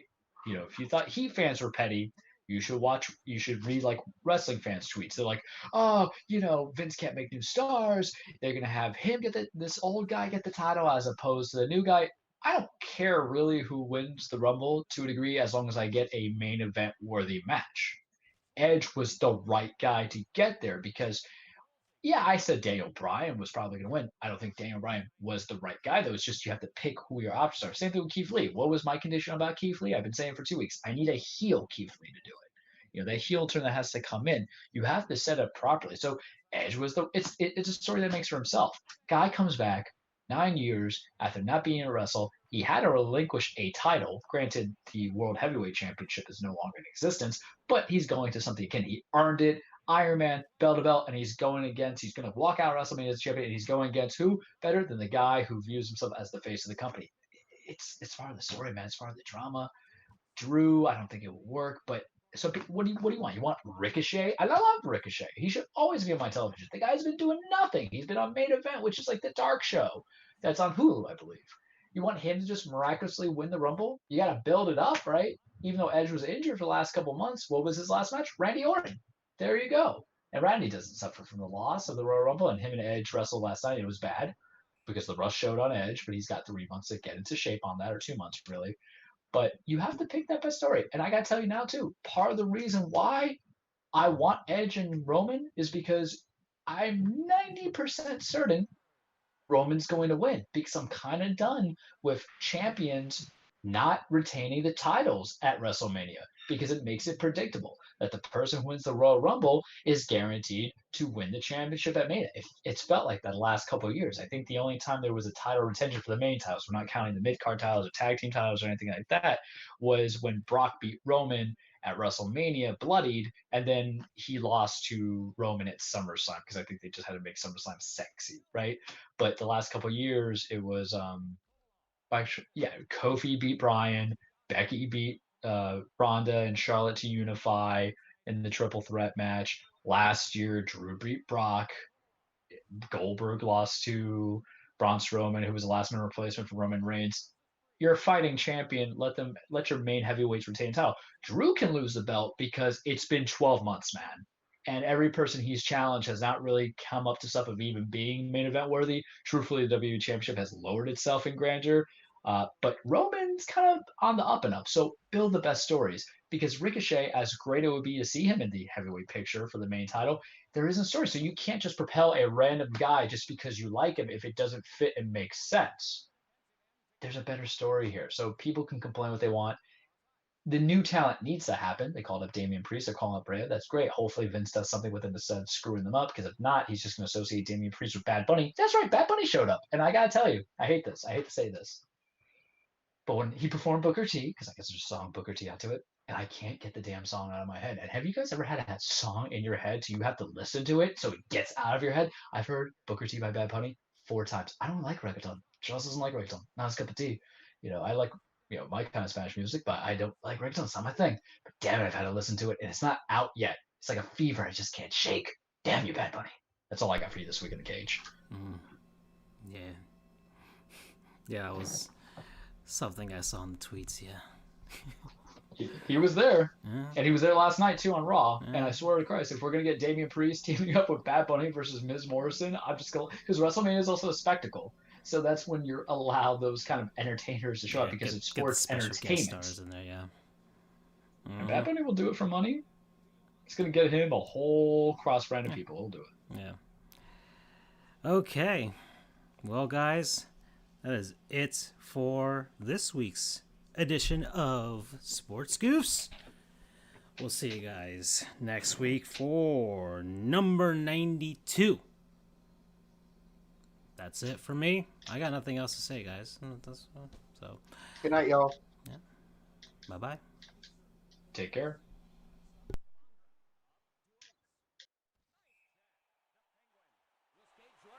Penalty call. And Washington will get the man advantage.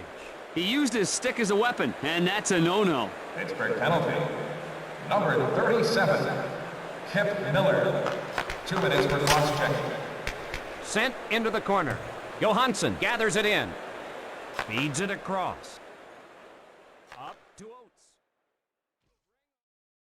Across. Up to Oates.